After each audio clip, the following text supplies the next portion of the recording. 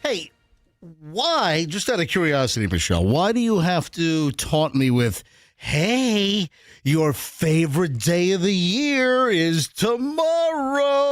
I mean, folks, that is the way Michelle did this, I don't know, 12 minutes ago. We're here in the studio. We're, prepping. I don't know what Michelle's doing over there. She's putting on makeup and stuff, and I'm setting up all my my show prep, kind of lighting things up, maybe, how I want the show to unfold as far as chronologically with the prep items I have. And Michelle's out of nowhere. Hey, guess what? Tomorrow's your favorite day.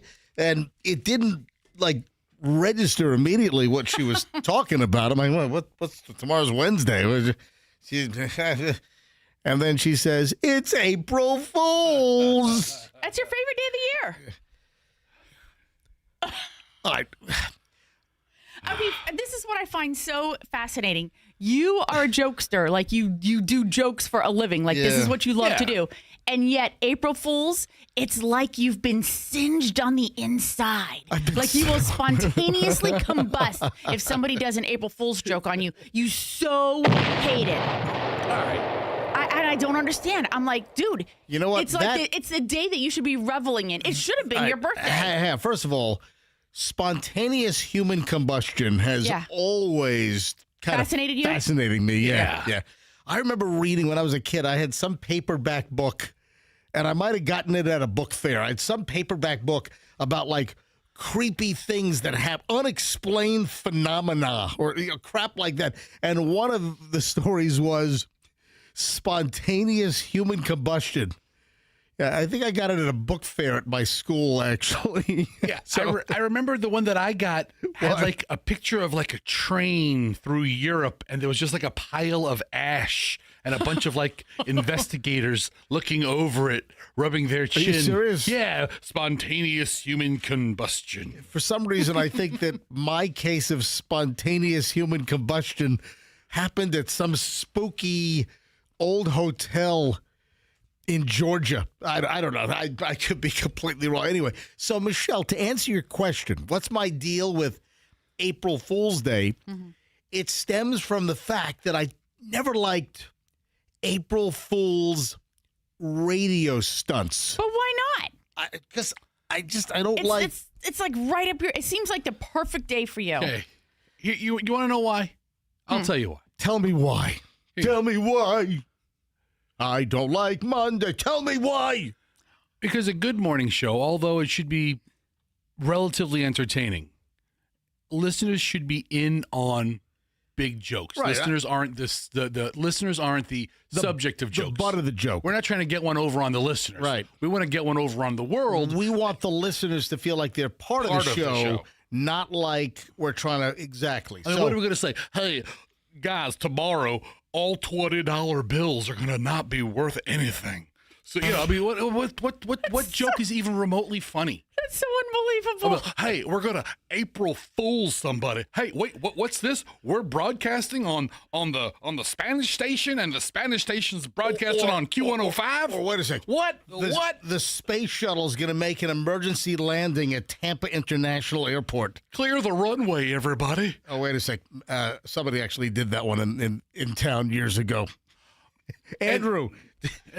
Andrew, do you know who did the space shuttle is making an emergency landing April Fool's joke year? This is probably mid to late 90s. Do you have any idea who did that April Fool's prank? Yes, I'm very aware. Were you there when that prank was pulled off? I wasn't out that shift, but yes. Let me guess. I'll take a shot in the dark. And some guys really embrace it, really lean into it. We love him. We love him. I've got a lot of respect for him. But Mason Dixon on Q105.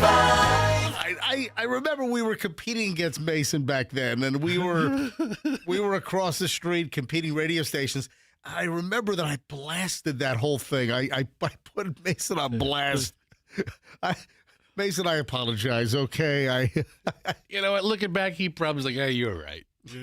But I mean, it's not like it's a prank we're pulling any other time of the year. And apparently people were pulling off on the side of the road, like on Hillsborough near the bowling alley, where you've got the runway 19 left and runway 19 right. Back then, I think it was runway 18. The planes go right over your head. It used to be 18, and they changed it to 19 because of compass readjustment. Was that part of Mason's gag? Compass readjustment. Hey, JoJo, tell what's his face to get the squeeze box. What was his name? Bill. Yeah. All right. Anyway, so Michelle, look what you've done here. Does that answer your question? Yeah, we typically don't even really, other than maybe passively acknowledging what the day is, don't address the day. Watch, tomorrow we'll do some massive April Fool's joke. Joke's on you, people. Why are you talking? Because that's how every hack DJ. You sound like Will Ferrell doing the Harry Carey character on Saturday Night Live, or Snagglepuss sort of creeping into this impersonation. All right, Fester, hold on. I got to move on here. Move on. So, can we run that Instagram video in its entirety right off your computer, or does Andrew have to add some bleeps and edits? Folks, we have a very very unfortunate situation that we have to describe. Apparently, Fester's 9-year-old son, Hudson, is a huge fan of my Certified MJ Radio Instagram account. And Hudson, whenever he gets his hands on what? Mommy or daddy's phone? He goes right to it. Goes right to the Instagram icon on the app and brings up, and I guess he searched for Certified, thinking that, I must be the only one that has an Instagram account that starts with Certified. However, Fester's little kid, Hudson, ends up on a different Instagram account that happens to start with Certified. And, of course, mine is Certified MJ Radio, Fester's kid ends up on some other Instagram account that begins with certified, and oh lordy. It was a lot. Oh lordy. And Fester shared this with us after the show yesterday. Why'd you wait so long? Why didn't you tell us during the show yesterday? Because I needed you guys to listen to it. I needed you to be in a place where you're actually listening. How quickly were you able to grab the phone away from him and shut it down? I think I was sitting next to him. And I was sitting next to him, and and I'm doing something else, and I hear this guy just talking. I'm like, that's not MJ's voice. And I look down, and it's this guy, and then the guy is completely naked. Yeah. But he has the camera way off to the right. So you just get him from the chest up. And he's like laying down on his back. So it's like he's on his side. So you get him from chest to his head where you can see him talking. But apparently his whole underside, his whole undercarriage, he's nude and he's doing something. All right, we've got to discuss this. Can we run the audio in its entirety, or do we need to add some bleeps and have Andrew record it into the system? I may have to re-listen to it. Can you do that? Can you do that right now during the break? He uses all clinical terms. He doesn't use like profanity, but he uses medical terms. And speaking of my Instagram, Certified MJ Radio, yes. Can we do a test right now? This is a test. This is only a test. How many new Instagram listeners can I get right now at 6:10 in the morning as we're just loading up? Can I get maybe 3 new? What is the most brand new Instagram listeners or viewers or followers, I should say? How many can I get right now? Let's test it. So if you're listening and you have Instagram and you don't follow my Instagram account, which is chock full of content, if you don't follow, how many brand new followers can I get right now? A little follower drive. Certified MJ Radio. That's Certified MJ Radio. And then we got to talk about Fester's kid and the fiasco. And, oh, my God, I couldn't believe what I was hearing this guy say. All right, we'll get to that later on as soon as we sort out whether we can play the audio without bleeping it. All right, stand by. Just getting rolling. It is the MJ Morning Show on Q105, 104.7 FM, and we are back in minutes. Good morning. Traffic.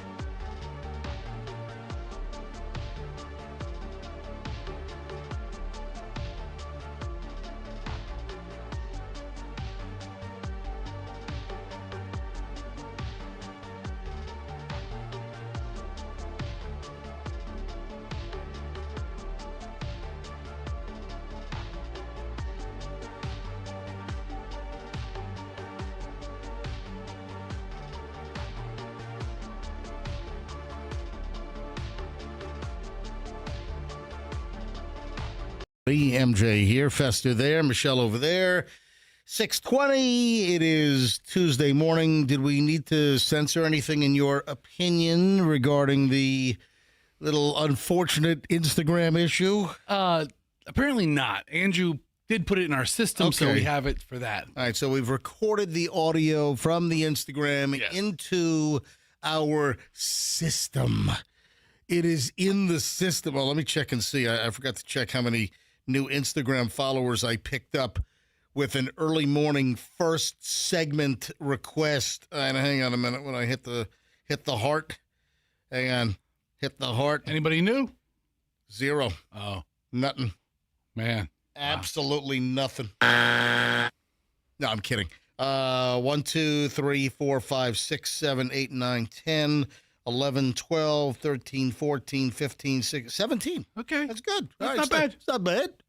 You know, right off the bat. Not too shabby. All right, so a little later on, 7 o'clock. Do you think we need to do that earlier or later? Or the Instagram reveal with the unfortunate thing that your son stumbled across trying to get to my account because somebody else has an account that starts with certified. Certified. Like my certified MJ radio. All right, let's figure out where to do it. But I mean, I cracked up. I'm like, what is this guy doing? Is this real? Michelle, you saw it, right? Or you? Oh, yeah. Yeah, Michelle saw it, and She's into it now. yikes. I don't know about all that. I don't know. I get a lot of interesting email, and I love it. You, my friends, are able to email me 24/7. I have a private email address, our own website and server, so nobody at corporate is going to, jimmy in on my action or spy on me. Remember the other radio company? Remember we were working over at the, Clear Channel years ago? And Yeah, vaguely. Do you remember the stories that, they're spying on your email? Do you remember that? That was the thing. I never kept a company email. Yeah, I did. You know what? I never had. Yeah. I have one here at Beasley, but I never use it. And anyone that knows that they need to reach me via email with anything important, they know my Gmail, right? So I've got a Gmail, but then for the morning show, we have our own domain, and you can reach me anytime you want via email, mj@mjmorningshow.com. So I want to share an email that I got yesterday. Okay. And I love the variety of email and hot tips, gossip. If you had anything that I need to know, if you're in the know on something and you want to tip me off, give me a hot tip, good show content, whatever. People send me morons in the news links all the time. I get a whole variety of stuff. I got people that email me and say, you suck. How you been on the air in the market for over 30 years? I can't figure it out. I mean, I get a little bit of everything, all right? So I get this one. And the topic, the subject line is dry-aged or wet-aged. Oh. Yeah. MJ, the writer, writes, MJ, what is the difference between dry-aged and wet-aged steak? I rarely ever see wet-aged steak compared to dry-aged. Is the process more difficult to maintain than dry-aged? What is the significance of the number of days, like 14, 28, 55 days, dry or wet-aged? What is better, dry or wet-aged? Why does Prime taste so much better than Oh, my gosh. It's like, all right, Chad, thanks for the email. But there's something called the Googles. Yeah. Yeah, there is, isn't there? What am I, M-Juggle? M-Jaggle. Moogle. All right, Chad, I really appreciate your email. All right, let me, in case you don't have a computer, well, you email. No, you got to have a computer. Because I was going to say, in case he's not able to get the Google. Because he doesn't have but he emailed me. All right, so. Well, obviously he trusts your opinion on why does Prime taste better. All right, so here, let me just say this. What's the difference between dry-aged and wet-aged steak? Dry-aged is aged in the air. So you'll have like a meat room, as an unbelievable, Burns Steakhouse. Sure. Burns has a massive dry-aged locker, at Burns Steakhouse. You know who else has an amazing dry-aging process is Council Oak. Council Oak has a very extensive and amazing dry-aged program but over there. You can see the beef in a refrigerated or temperature-controlled and humidity-controlled room. So dry-aged is aged in the air. Wet-aged is aged in like a plastic bag. It's like one of those sealed bags with the juices floating around. When you buy the brisket from Walmart or from Costco or from... It's wet aged. Yeah, you can. That's a good way to because if it's sealed in a bag. It's in the manufacturer's cryo pack. That's the difference. And then, as far as when you dry age, the number of days, the longer you dry age, the more aged the beef gets. And an aging process gives you a little bit of it gives you a taste that some people say a funkier taste. And then what do you say? What do I like better? What's better? I like dry aged. So give me dry-aged beef, which is the bulk. Most places dry-age versus wet-age as far as, your high-end steakhouses. Most high-end steakhouses. Yeah, that's what I'm saying. Okay. Most high-end steakhouses, that's what I'm talking about. They dry-age. What else? Why does Prime taste so much better than Choice or Select? I mean, this guy I'm getting bombarded with it's the meat segment here on the all right, so why does Prime taste so much better than Choice or Select? Because Prime is the highest quality of steak with the best fat marbling, and only about 2% of steak, Chad, is able to be declared or graded as prime. So prime is good. You can get really good choice. Absolutely. I've had amazing choice that like borders on prime, and it's been amazing. So now select, that's dog food. All right. All right. All right. Michelle just gave me a look. All right. Yeah, try to get at least choice. Have you ever had, okay, the email goes on. Have you ever had Kobe beef?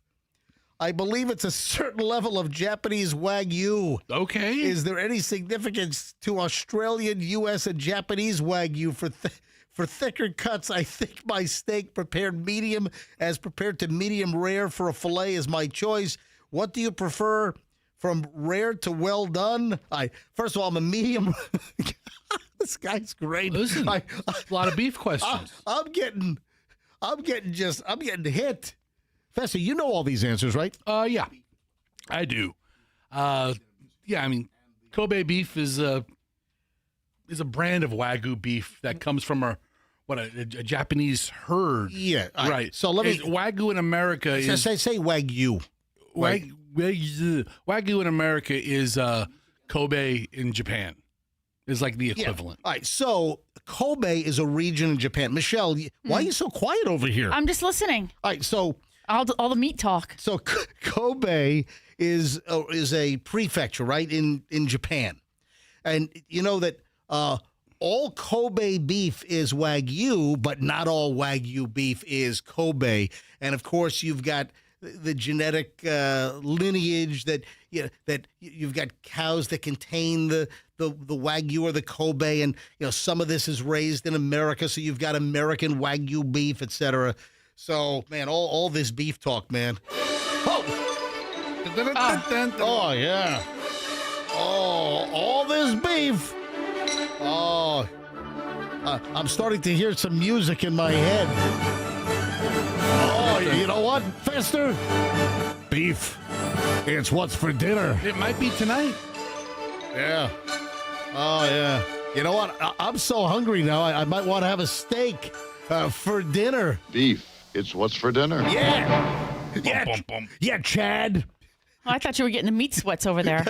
That's after the fact. Beef. It's what's for dinner. So, Chad, hopefully, he has more.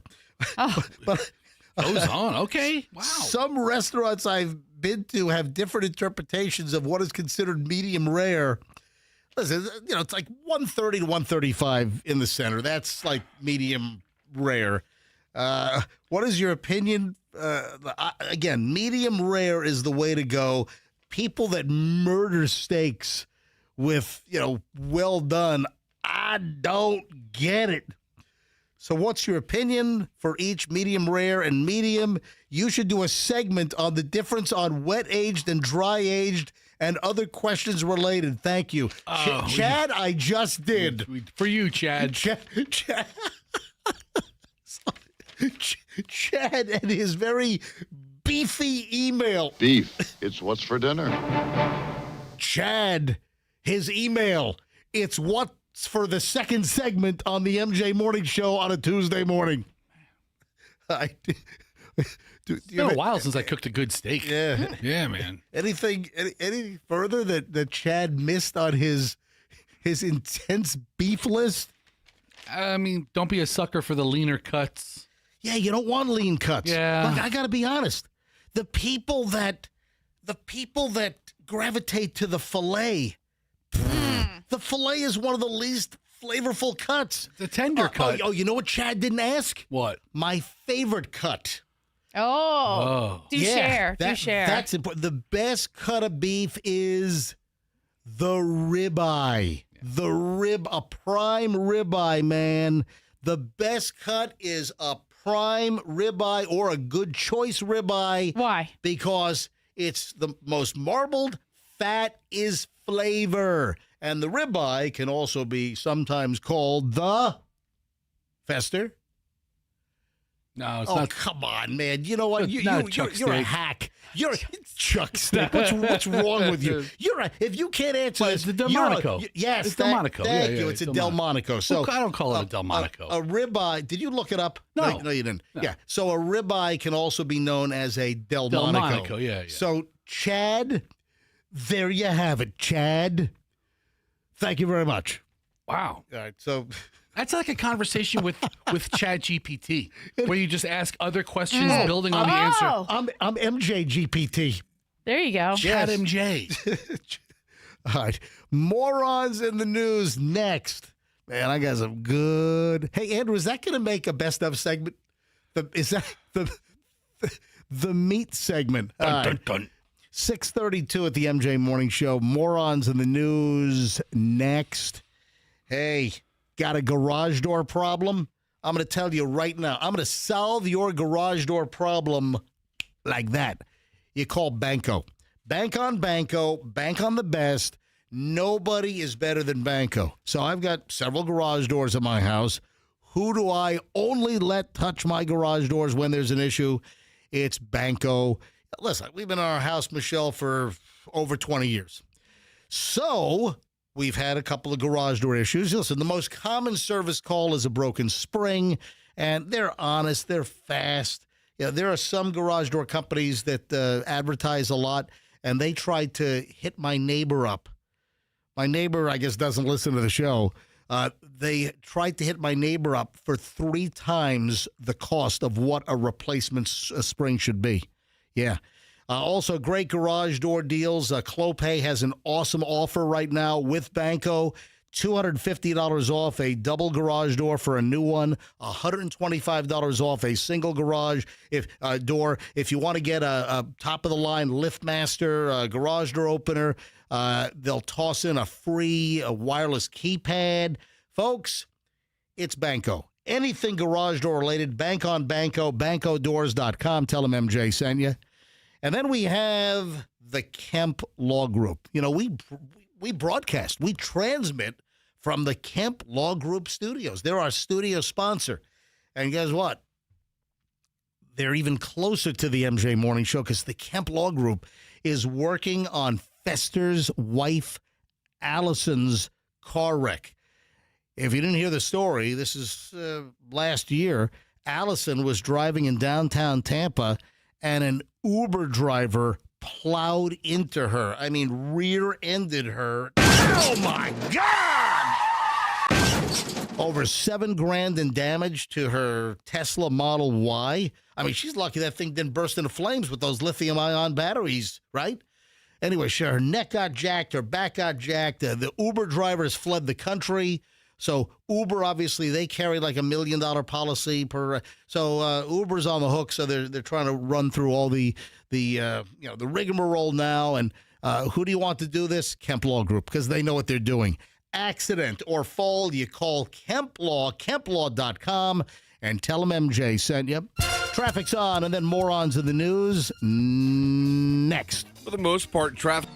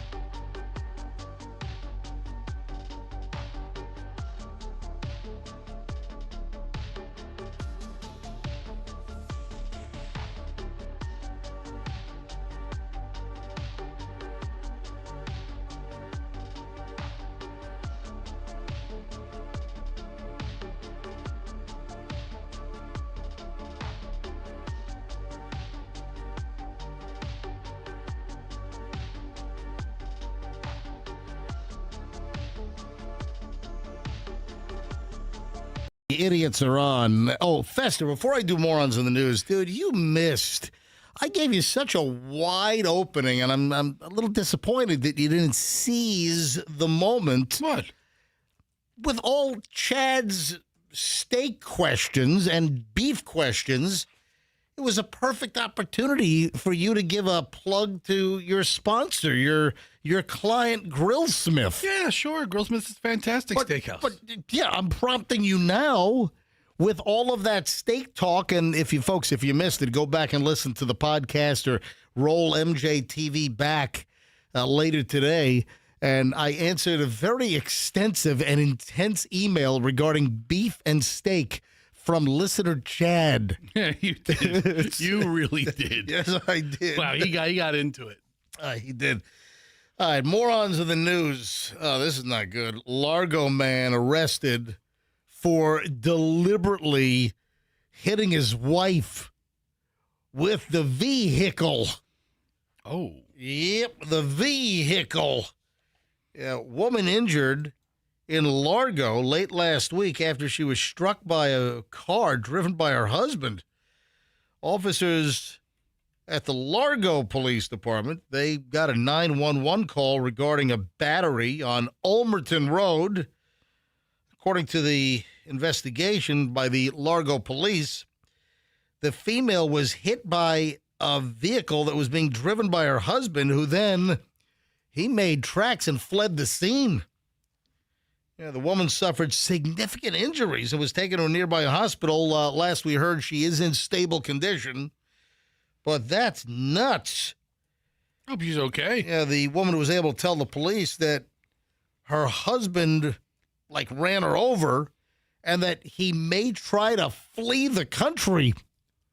That's a real hit and run right there. That's a hit and run out of the country. Exactly.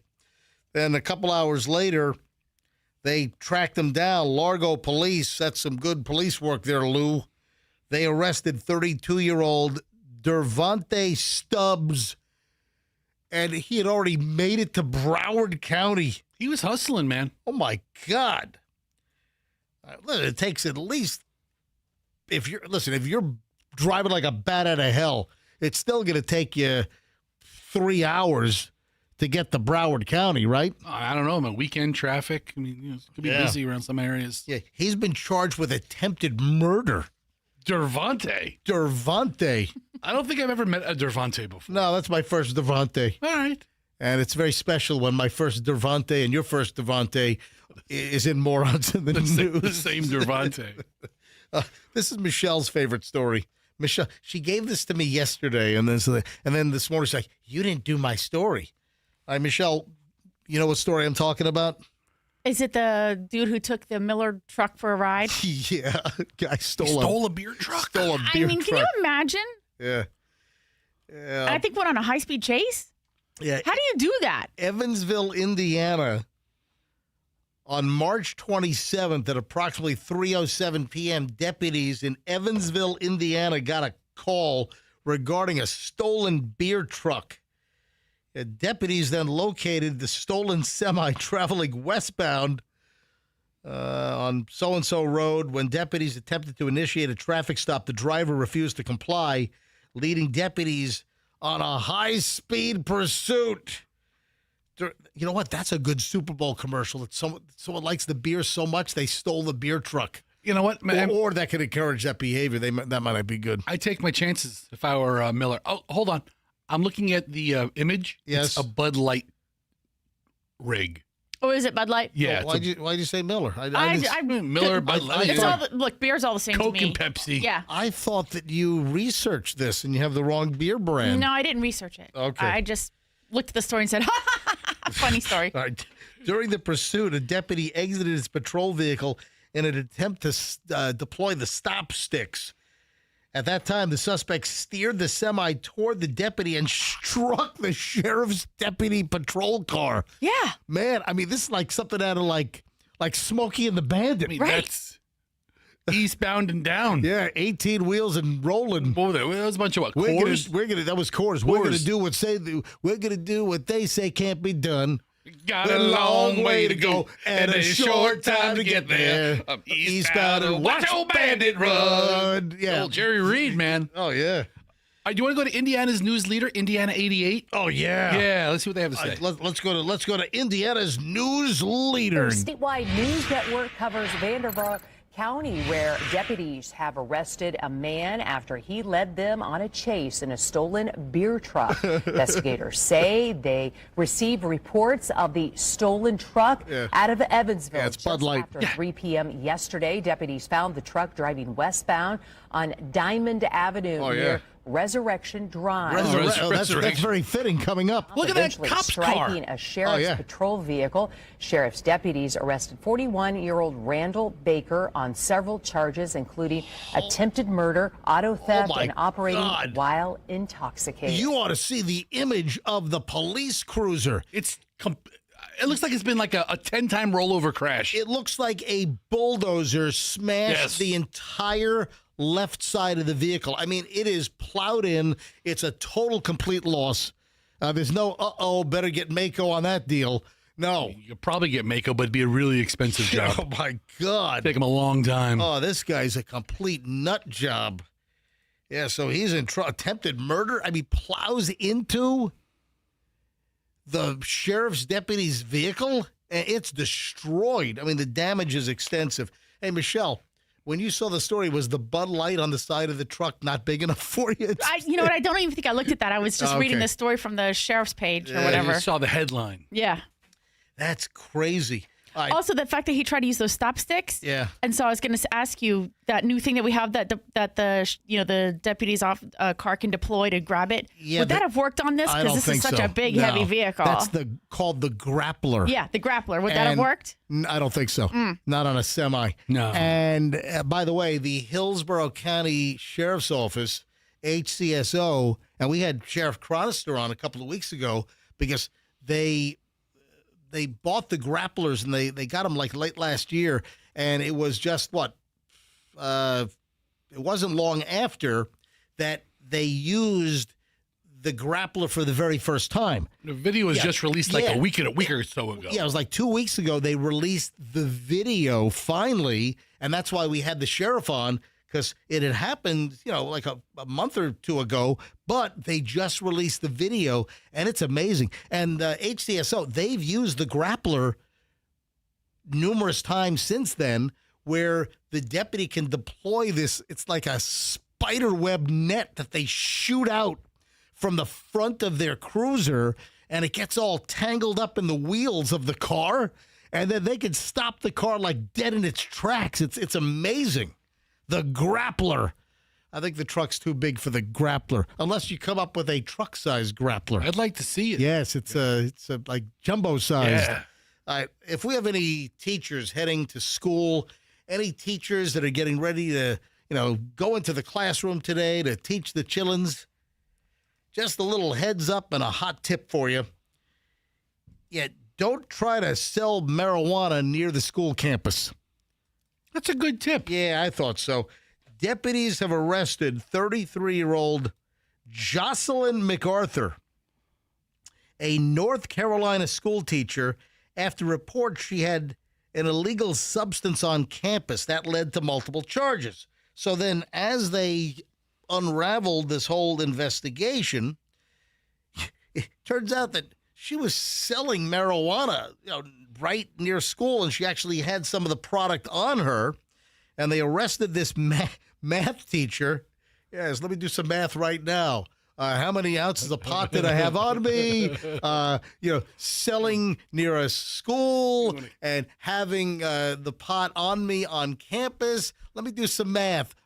How many years am I facing potentially? I don't know. Here, Yeah. carry the 6, Yeah. divide it by 12. Yeah, so she's been hit. 33-year-old Jocelyn, a female, charged with possession of a controlled substance with intent to sell or deliver on or near a school, possession of drug paraphernalia, simple possession of a Schedule 6 controlled substance, that's the resin of marijuana, also had a weapon on educational property, but it's listed as not a gun, but some other weapon. Yeah, an arrest warrant states that MacArthur knowingly possessed marijuana with intent to manufacture, sell, or deliver within 100 feet of the boundary of Overhills High School. 100 feet? That's right outside the door. Yeah, just That's like in the bus lane. to the parking lot. Yeah, I mean, 100 feet.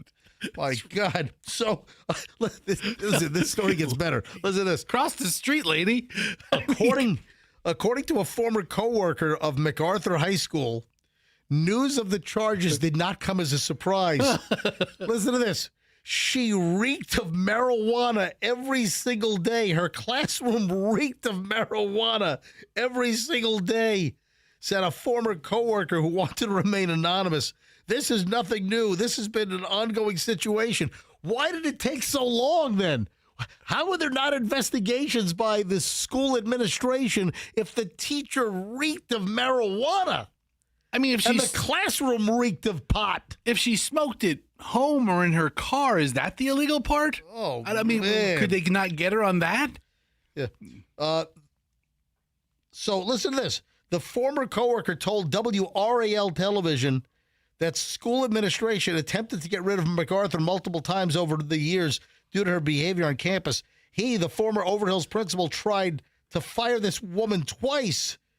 He sent her home, and the county office sent her back to school. What? You know what? There's a lot of bureaucracy in school boards, in case you didn't know. My God. I mean, just because the principal sends you home, there's a union, there's people, there's school boards. That's crazy. That's why we call it Morons in the News on the MJ Morning Show. Oh, when we get back, I've got an AI story that you got to hear. In fact, I've got a couple of AI stories today. This is, Michelle, we saw this on the news last night. The AI, the lady, holy crap. Yeah. What is the recourse that this woman has with an AI debacle? We'll get to that coming up in minutes and a whole lot more. Nothing like a good shooting at the Wendy's drive-thru. We'll get to that coming up as well. It is the MJ Morning Show on Q105, 104.7 FM. Looking for Genesis?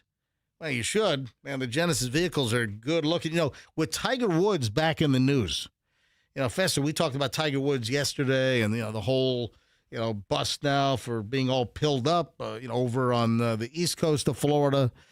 We mentioned that it was a Genesis, they say, that saved Tiger's life, some years ago when he had some other episode and he was driving a golf tournament promo vehicle. It was like the Genesis Open, remember, out in California, and he rolled and destroyed a brand new Genesis GV80. He rolled it like 15 or 17 times. And it was said by experts and the police that the Genesis was so well built that it saved his life. So here's the deal. Looking for Genesis? It's Genesis of Tampa. GenesisofTampa.com. Folks, the good news is we now have a Genesis dealer right here in the Tampa Hillsborough boundary. Before, you had to go to a different county. You had to go to Polk County. You had to go to Pinellas County for a Genesis dealer. No, you have another option to shop. You've got another option to get the best deal on a brand new Genesis, whether you want a Genesis SUV or a car. Yeah, you go to Genesis of Tampa. What an organization. They'll treat you well. It is a pleasure to deal with them. You need Genesis service, awesome service department.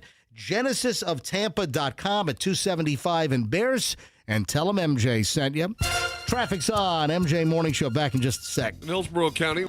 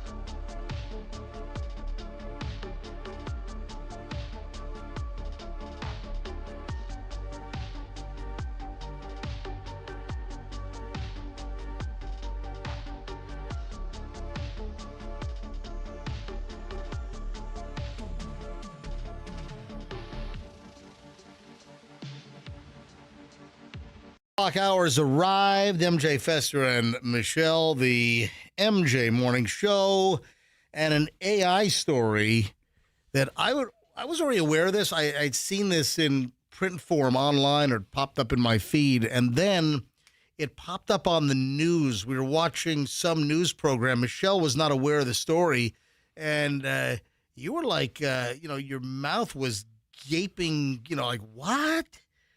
I mean, what is the recourse here? So AI flagged this woman for some kind of bank fraud deal. Oh. Hundreds and hundreds of miles away from her home, at a place that she had never been, or a place where she was not when this crime occurred. And she was arrested and extradited. And this, let me give you the details. The woman is a grandmother from Tennessee. Tennessee. The grandmother was jailed for 5 months. Oh, wow. Because a facial recognition computer program erroneously nailed her for some bank fraud in a state where she never had even been. Angela Lipps, Lipps, 50 years old, was arrested at her home in Tennessee. Every time? Okay. All right. In Tennessee back in July. Lipps was then extradited to Fargo, North Dakota. I have something in common with Grandma Lipps. You and Ms. Lips over here. Yeah, that's the only state that I've never visited. The only state in the country where I've not been is North Dakota. Looks like Ms. Lips has been to North Dakota now, right? Yeah, oh yeah. So they extradited her from Tennessee to Fargo, North Dakota. This is like a 1,000+ miles away from her home. The West Fargo, North Dakota Police Department had used facial recognition technology, then flagged Lipps as a potential suspect in a local bank fraud case. Dave Zabalski, the Fargo Police Department's chief, told CNN for one.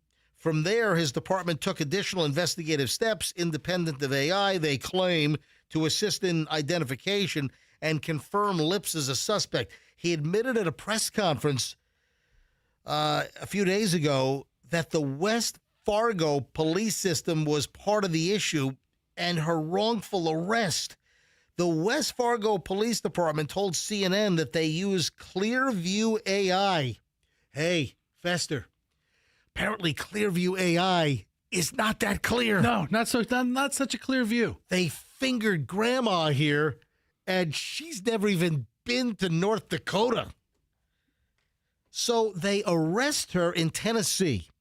She's held in Tennessee for a time before all the extradition papers go through. And this whole time, she has no idea what they're talking about. She says it wasn't me. You have the wrong person.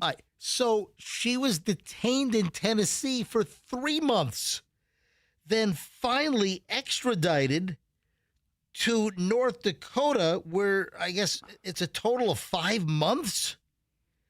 Lips said that a relocation in North Dakota was the first time I've ever even been on an airplane. She added that it was her first and last time that she would ever step foot in North Dakota. She said she's never going back. I can't say that I necessarily blame her. It was not a voluntary trip. Wow. She was terrified, exhausted. So the family set up a GoFundMe account for her. Yeah. Once she touched down in Fargo, she was provided with a lawyer who obtained bank records that proved that she had been in Tennessee during the time of the fraud that happened in North Dakota. And it was all because some facial recognition system thought she was the other person, or the other person was her. So what, the bank video was then fed into an AI facial recognition, and somehow it popped up with her as a suspect? What a flaw. So there's a fraudster who's gotten away with it who looks a lot like... So she goes through a 5-month ordeal, and it took, once the lawyer was able to prove that she was in Tennessee at the time of the bank fraud, then she says the whole thing fell apart in 5 minutes. Wow. So just over 5 months since her arrest, a Fargo detective... What if there was any wood chipper involved here in Fargo? Ms. Lips. She was headed for it. Oh, man. Now, she sues everybody, right? Well, let's get into that in a second. Okay. So, a Fargo detective, the state attorney, and a judge mutually agreed to dismiss the charges without prejudice to allow for further investigation. She was released on Christmas Eve, but was still trapped in this legal quagmire. During the 5 months that she was in custody, her reputation was destroyed. Her rental home was lost. Sure. All of her belongings were seized when her storage unit bill went unpaid. So they've started a GoFundMe. Tell you what, you ought to start a Go Lawyer Up Me, because, man, I think she's got a hell of a case for wrongful arrest and prosecution. And denied life, liberty, and the pursuit of happiness for 5 months while you're jailed? I mean, is this like worth $1 million a month? Yeah, what's this worth? I mean, it's a lot. Hey, right? Any attorneys listening? Any attorneys listening right now? What's this worth? If you want to try to get in, 800-990-1047. Or if anyone has an opinion on this, anyone listening? She sues the AI company. She sues the city. She sues, I guess, I don't know. You know what? I the think, airline that flew her there? I think she sues the Coen brothers because they did the movie Fargo. Absolutely. That's what I think. If anyone has any thoughts on this, 800-990-1047. This is nuts. What a nightmare. Crazy. Says she lost all kinds of stuff. As of Sunday, the GoFundMe had $68,000. Oh, I think this is worth a couple of $1 million. She sued Steve Buscemi. Yeah, because of his crooked teeth. All right, Michelle, you're a lawyer. Yeah, I'm reading about this company because remember one of the things that the commentary after the story last night was that this particular company, Clearview AI, they've had problems in the past. Not so clear. How about Muddyview AI? Do you know where they get the pictures from to like compare you to do the facial recognition with? What, your driver's license? I'm guessing Facebook. They scraped billions of photos from the web and social media sites like Facebook, LinkedIn, and Instagram to build a facial recognition app used by thousands of police departments, the Department of Homeland Security, and the FBI.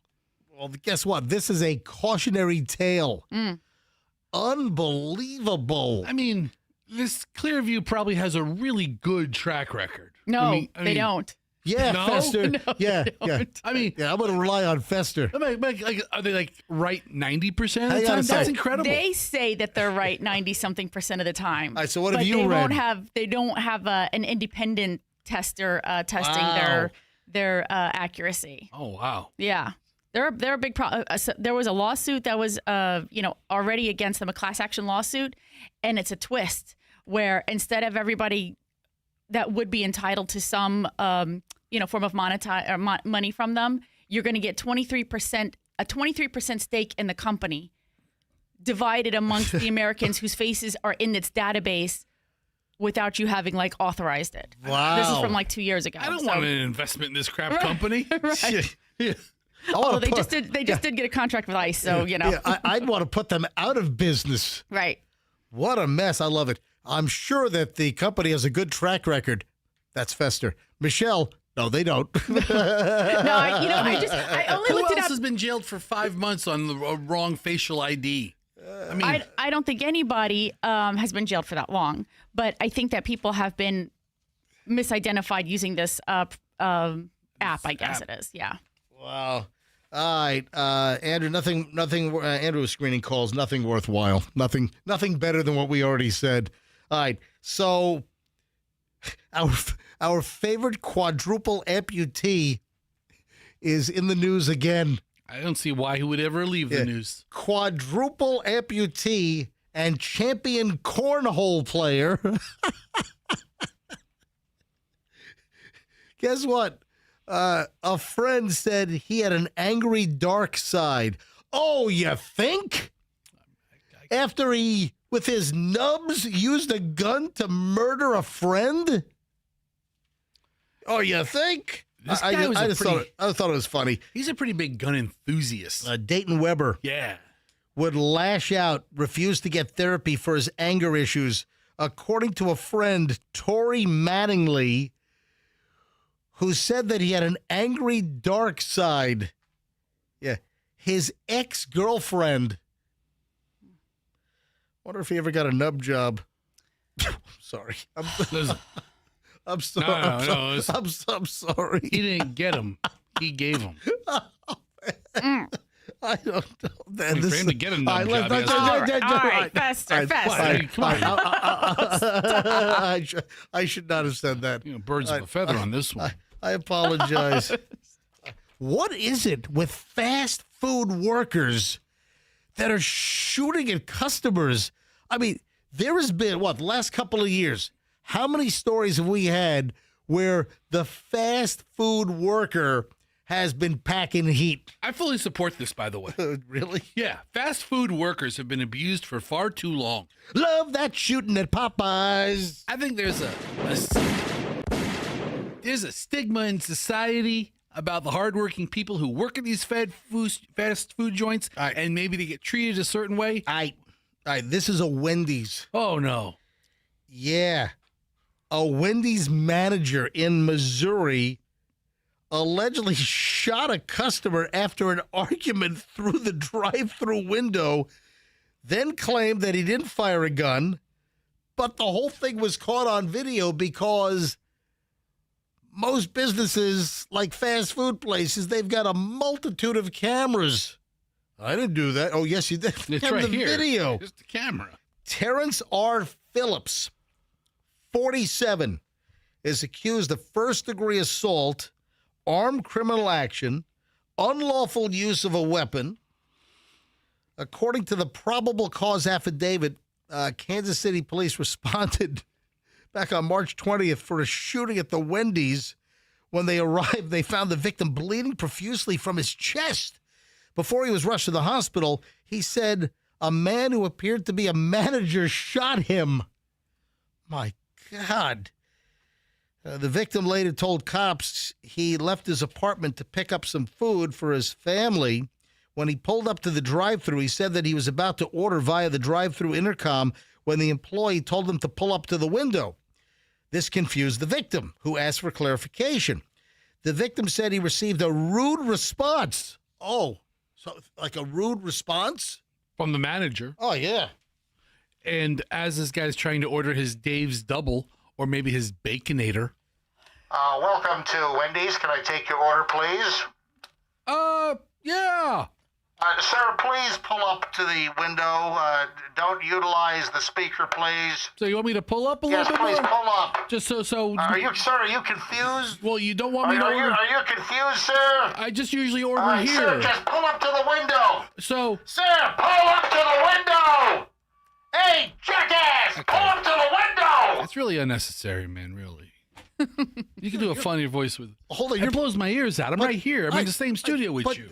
that gives you the drive-through speaker No, it doesn't. set. I wish I drive through. All right, That's just getting shot. I'd say this story has a lot of sound effects in it. this does. It really does. All right. The victims got a rude response, and the bad attitude from Phillips continued when he went to the window. He received his food and drinks in a drink holder, but when he drove away, the drink spilled. The victim said he pulled back around to complain, but the employees would not interact with him. He then saw Phillips standing outside. Phillips allegedly pulled out a gun and shot him in the shoulder. Hey, man. What the Wendy's manager pulls out a gun and shoots the complaining customer in the shoulder. At least the guy had plenty of ice in his car to make a cold compress. What the hell? 'Cause it was spilled everywhere. That is nuts. So he was shot in the shoulder. The bullet then exited through his chest. So it bing, bing, bing, ricocheted, rabbited through his chest. According to the affidavit, surveillance video from the restaurant showed Phillips walk outside to the parking lot and to his car. There was a faint image of a muzzle flash on the video before Phillips walked back into the restaurant, apparently carrying a gun in his left pocket. Cops then later recovered the gun from the walk-in freezer. He tried to stash the gun in the walk-in in the Wendy's. They're going to investigate. They're going to find the gun. Hot lead in the cold freezer. That's like a New York Post headline. You know what? That's like headless body in a topless bar. That was that was a famous New York Post headline. One of the greatest of all time. After receiving his Miranda warning, you've got the right to remain silent, Phillips allegedly explained he had the victim pull up to the window because they have to cook the chicken fresh when it's toward the end of the night. He said that he gave the victim food and they exchanged words. Phillips said the man returned to the window and started yelling racial slurs at him. Yeah, I mean, we don't know how lippy this driver Yeah, but was. still, that's not worth a shooting. It's worth a grazing. Yes, I'll take the Dave's hot and leady. We're going to make that fresh for you, sir. Michelle, you can comment. I'm listening. Okay, all right. There's a lot of sound effects. There's a lot of stuff going on here. Mm-hmm. Phillips said that he noticed the hatch on the car was open, so he walked outside to close it. The man drove up to Phillips, who allegedly told him to get the F on. Man, this is nuts. Phillips stated that he did not shoot anyone, does not know anything about a gun, or why there was a gun that was then recovered in the freezer in the restaurant. He's on video. I mean, this guy is screwed. You just tell it to the judge. What a bonehead. All I want is my son of a Baconator combo. So he was taken into custody. He was taken into, so he's in jail. He's been in jail since the actual occurrence, which happened March 20th. So his next appearance is today. Now, if you are the manager of a March Wendy's 31st. and you go to jail, do they make you head of the kitchen area? Oh yeah, that's good. I mean, good he has point. prior experience. He does. He's got kitchen experience. Yeah. Oh yeah. Hey, you're right. What's it called? The mess hall? That's in the military. What's the the cafeteria? I don't know. Yeah, the kitchen. Cafeteria for the school. Oh no. Yeah, cafeteria for the prison. All right. The jail. 7:21 at the MJ Morning Show. Folks, you're in luck. We launch over an hour and 20 minutes of nonstop MJ Next. We have a very unfortunate situation. Fester's son stumbled upon something on Instagram while trying to go to my account, Certified MJ Radio. Oh, also, we had dinner with a friend on Saturday night. He was recently on a business trip up in New York. and was told a story at the hotel bar. You've got to hear this, man, this is a wambuki. You got to hear about this scam. Yeah, if you're in hospitality, if you're a bartender, you got to pay attention to this. This is crazy. And a lot of other crap. All next on the MJ Morning Show on Q105, 104.7 FM. You need a good mover when you are making a move. The last thing that you need is to end up with some janky, awful, terrible scam moving company that's going to rip you off and wreck your belongings. Yeah, that's the last thing you need. And guess what? They're out there. And I don't want you to be victimized by a bad moving company. That's why you get a hold of Two College Brothers. They're the best. Over 1,200 five-star reviews over at Two College Brothers. Now, you've got some other college crap out there, so you got to make sure you got the good college stuff. Yeah. So you want twocollegebrothers.com. The way to remember, you got the others, then you have the brothers. twocollegebrothers.com. Get a great quote. They'll stick with the quote. They're not going to monkey around and then try to raise your rate. They're going to wrap all your furniture in the heavy moving blankets. You're moving. You know someone's moving. twocollegebrothers.com. Smartest move you'll ever make. Mention me, MJ. Get free moving boxes dropped off at your door. twocollegebrothers.com. When you need to choose an engagement ring, the diamond is always important, but just as important is the ring itself, the setting, the look. She doesn't want some ordinary thing. No. She wants something that she's dreamed about her whole life, something that reflects her style, her personality, and that's where International Diamond Center comes in. Yeah, listen up, guys. IDC is the only jeweler in the area that carries all the top bridal designers, rings that other stores are not even allowed to offer because IDC has the exclusive. We're talking about thousands to choose from. And an IDC ring is unlike any other, artistic, innovative. The design is just off the charts, handcrafted precision, exceptional detail and quality. To complete the look, no other jeweler has IDC's selection of dazzling diamonds. Whether you're looking for a natural stone or a lab-grown diamond, IDC experts will guide you every step of the way. No compromise, the best quality, the best pricing. They don't cut corners. It's International Diamond Center, IDC, Tampa, Clearwater, Lakeland, and Sarasota. And tell them that MJ sent you. You want to sell your home. You want to extract the hassle. Yep, get a guaranteed offer from Mark Spain Real Estate. It's the easiest way to sell your home. You'll save time. You'll make the most money. It is MJ, obviously, and I'm recommending Mark Spain Real Estate to you, my MJ Morning Show listeners. Recommending it to friends, to family. You can trust the team at Mark Spain to sell your home with a hassle-free, strong, all-cash offer. You know, Mark Spain Real Estate was ranked on the Inc. 5000 list of the fastest-growing companies in the U.S. for 8 years in a row. They respond fast and are the most experienced real estate team in the Tampa Bay area. People love Mark Spain, like BR. Mark Spain Real Estate sold my home within 30 days. We received 4 offers in just 1 week, thanks to Mark Spain. When it comes time to sell your home, folks, or if you know somebody, it's Mark Spain Real Estate. Go to markspain.com to get a guaranteed offer on your home today. That's markspain.com and start packing. Traffic's on. MJ Morning Show, hour 20 minutes, nonstop, hellaciously good content next. In Tampa, we have a crash on the veteran.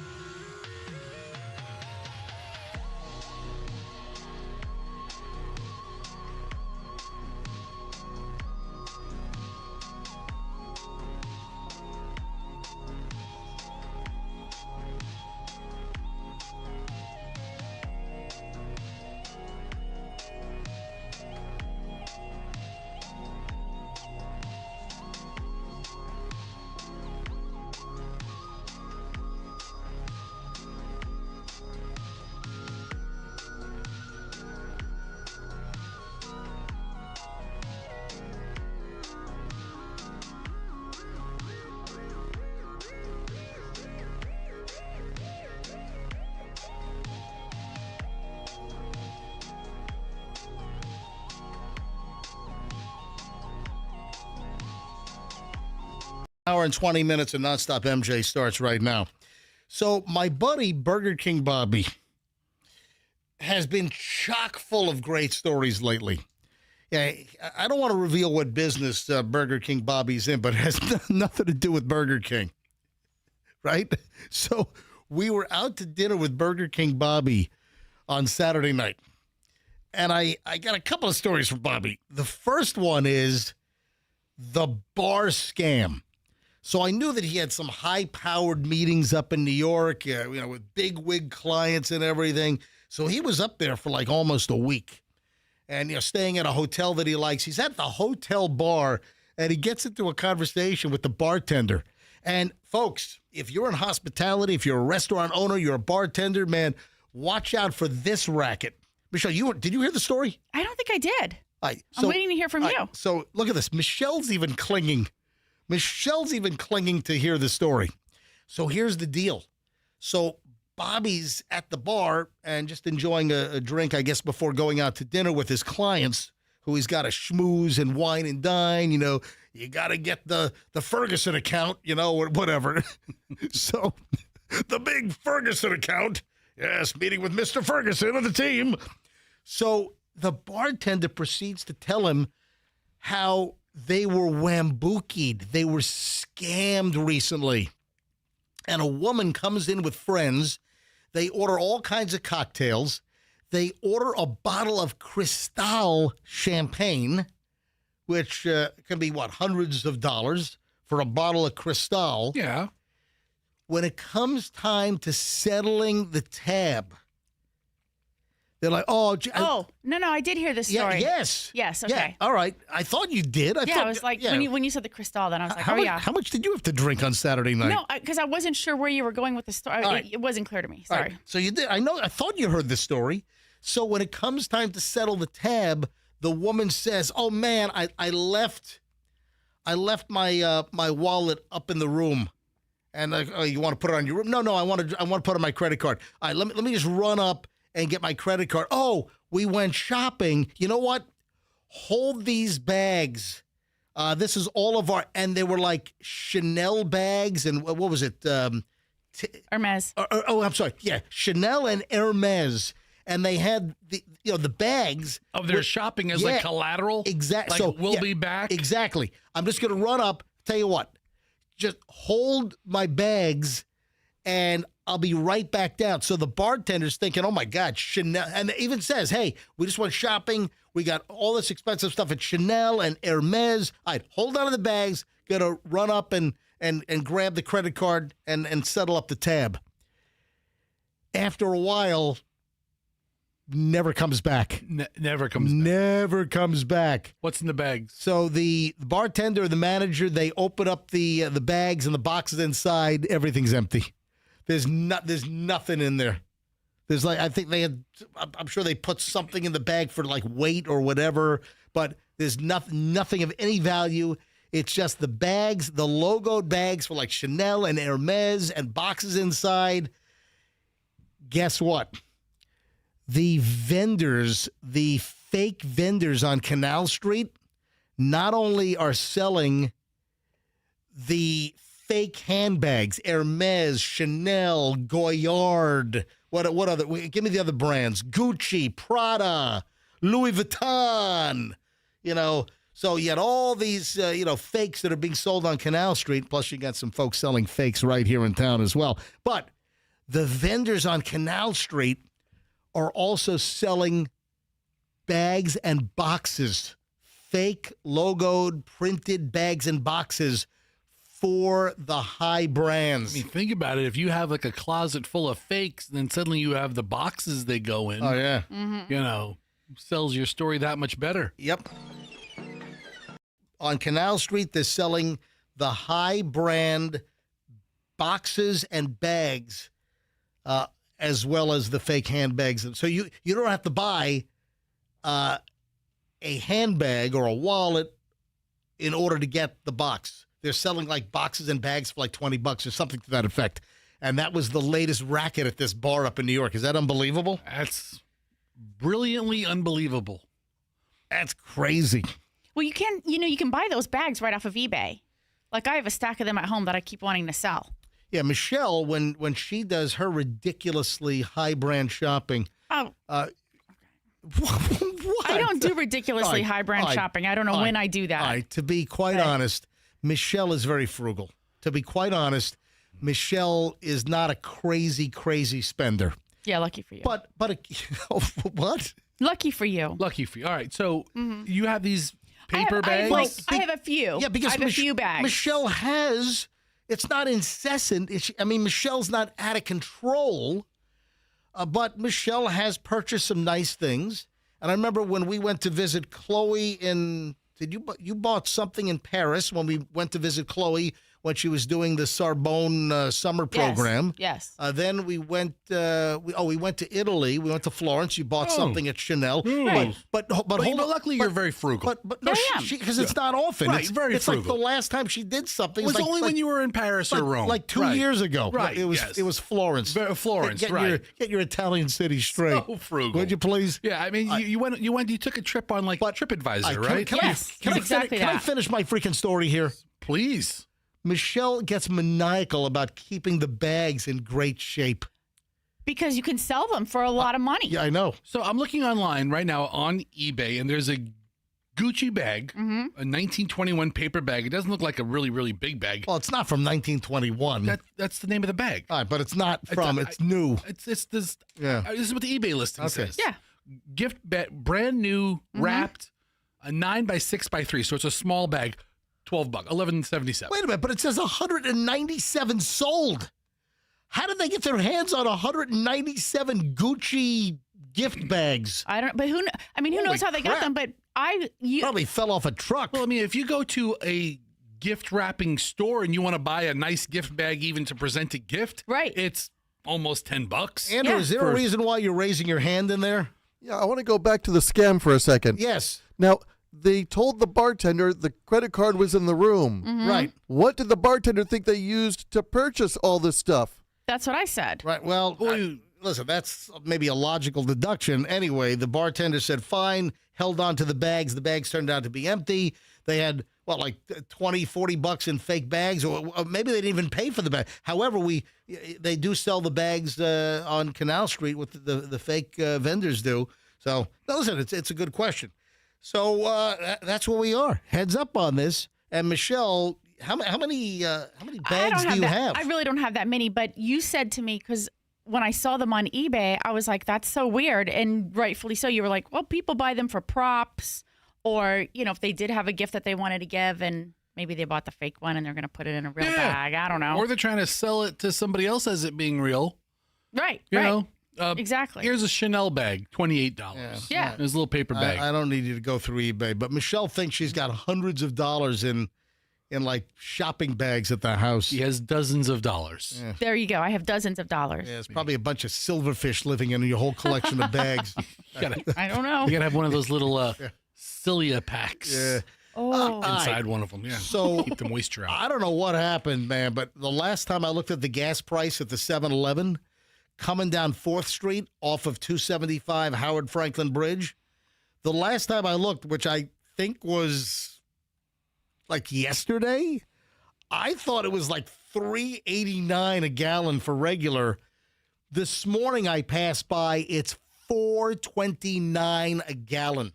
Unbelievable. Did this thing go up like 30 cents overnight? Yeah, gas prices, they soared Whoa. overnight. Whoa. What was that, Andrew? Turn your microphone on. Say that again, please. That expensive station at West Shore and Cypress. Oh, the shells, the rip-off shell? Yeah. Yeah. All right. $4.49. All right, that's a bad example because that's the outlier. Yeah, so But gas prices soar past $4 per gallon across the state of Florida. we are now over $4 a gallon. I just saw $4.29 for regular gas. I filled up on Sunday, so I got in just before there was a gigantic price increase. Wow. How high will it go? It's not how low will it go? It's reverse limbo. How high will it go? So we're at $4.29 a gallon at many stations. Is this because of the Hormuz? It's all because of that Hormuz. Yeah. Stupid whore moves. Yeah, stupid whore moves. All right, 7:39 at the MJ Morning Show. I got another crazy story we'll get to. It's an eBay story, actually. But there's a crazy eBay story we'll get to in just a bit here on the MJ Morning Show. First, though, Michelle, have you figured out why this crazy cruise engagement story is coming out now when it happened back in 2017? I have no idea. It's just decided to go viral. I think the woman posted it. Maybe it's like their anniversary coming up or something. But she posted the video again, and people just like to see awkward happiness happening, I guess, or like a surprise situation that doesn't go as planned is always kind of fun to watch. All right, I've got questions here, and there are a couple of things that have raised some red flags.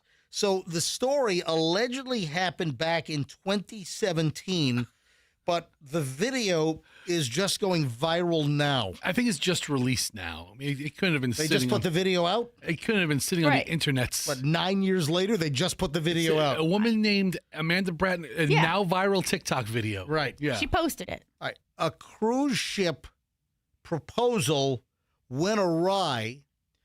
The dude is about to propose to this woman on the ship. This is on a cruise ship. And I guess, what was it, in the restaurant on the cruise ship? Yeah. Looks like they're having table service, and it's a nice looking restaurant. It went off the rails before it even happened, before the engagement occurred. So the title on her TikTok video Yep. is Throwback to When Carnival Accidentally Celebrated Our Engagement. Right. So they're on a Carnival cruise. The guy is going to propose to her on the Carnival cruise. Her name is Amanda Bratton, and she was having dinner with her boyfriend aboard the fun ship, a Carnival cruise, when a waiter shouted, "Happy engagement!" They have an engagement song, which I don't think I've ever sang that song before. It's to the tune of Happy Birthday. Yeah. The guy gets this all set up, but the cruise staff, they jump the gun. He hasn't even popped the question yet, and they blow the whole surprise. I've got other additional questions that I'll get to here in just a second. First, though, here's the audio from the video, right? Listen. All right. So we're going to sing Happy Engagement. What? Oh, my God. Okay. What? No, he 1, didn't. 2, and 3. Happy engagement to you. Is there Happy engagement to you. Not yet. Happy engagement. Happy engagement. Happy engagement to you.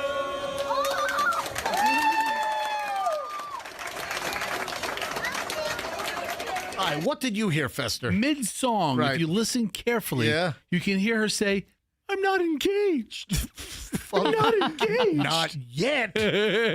So Gary Bratton had been planning to propose to her on the ship. Now, this is where I'm scratching my head. He had planned this out to go on the cruise, propose to her on the ship. The story says that he even bought a ring from the ship's jeweler. Wait a minute. What? Have you never been on those cruises? I have not. They have whole jewelry stores. I know, but come on. You buy an engagement ring, you plan this out, and you don't bring an engagement ring that you get from a reputable local jeweler in your town? Like, if he lived here, you would go to IDC. You'd go to International Diamond Center. You go to IDC. Well, in this case, C stood for Carnival. But MJ, listen, maybe it's like a 7-day cruise, and like he got the idea on day 3. I'm going to marry this girl. There you go. And he goes to the jeweler, buys the ring. He planned it out, but maybe he didn't plan it out months in advance. Oh, my God. But you go to the jeweler on the ship. If you're planning this out, don't you have the ring selected instead of... I don't know. What, you just by chance you just hope that the jewelry store on the ship's promenade level has has a ring that you like? Maybe he did the research and he on. thought it would be sentimental if he purchased it on the cruise, and then it's all like tied together forever and ever. Or maybe they looked at rings together and she expressed interest in one, but then Yeah. they walk away and he goes back the next day and he buys it. You know, but these cruise ships, they have all of this. Everything. I don't, nice stuff. Happy anniversary to you. All right. This announcement goes to all of the Debunking. Let's get So what was the guy in the microphone saying something now? Oh. So then he pulls out the bag, gets on the and knee. does the proposal after the fact, after the crew in the restaurant blew the whole thing, and their timing was just a wee bit off. All right. Yeah. So we're gonna sing Happy Engagement. Oh yeah. Okay. No, he One, Oh, one of the kids, I think, said, "What? Huh? What? Because they know, I guess, what's going to happen, and he hadn't popped the question yet and pulled out the ring. The crew or the ship staff, they're supposed to do a happy engagement song after he pulls out the ring and says, "Would you marry me?" three. Happy engagement to you. No, happy botch job to you. Listen, it's a sweet story. They're apparently still together, 10 years later? Yeah. No, it's not true. What? It turned into a murder-suicide. Oh, no. No, I'm kidding. I'm joking. I'm kidding. He actually fell off the boat later. Oh, that's right. Well, man overboard. Oh, no. Still hasn't been found. Poor guy. No. Apparently they are still together almost a decade later. Look at that. Love is grand. Good for them. Isn't that sweet? This is just the day of stories that I've heard from friends. This is nuts.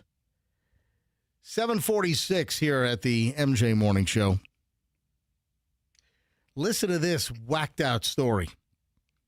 And this comes from a friend who has another buddy that bought an expensive watch on eBay. I thought you were going to say on a Carnival cruise ship. No, but do they have nice They have jewelry and watches on the Carnival cruise ships? I'm sure they do. All right. Friend tells me this story. A business associate of his buys a watch on eBay, looking for a specific watch. It was I didn't hear what watch, but it was a high-end watch. The watch is on eBay. It's got the box. It's got the papers. It's so it's I guess they guarantee it to be authentic. Whatever. Anyway, so this watch that the person was looking for is on eBay. They buy the watch. Watch comes. I guess the watch is in good shape. The watch was as described. Then the buyer is contacted frantically by the wife of the watch's owner. The owner apparently did not put the listing on eBay. The owner's son with a drug problem took dad's watch, put it on eBay, sold the watch for big bucks, and then the mother of the drug addict son finds out, then gets the information, contacts the buyer, and said, "Oh my God, this was not supposed to be sold.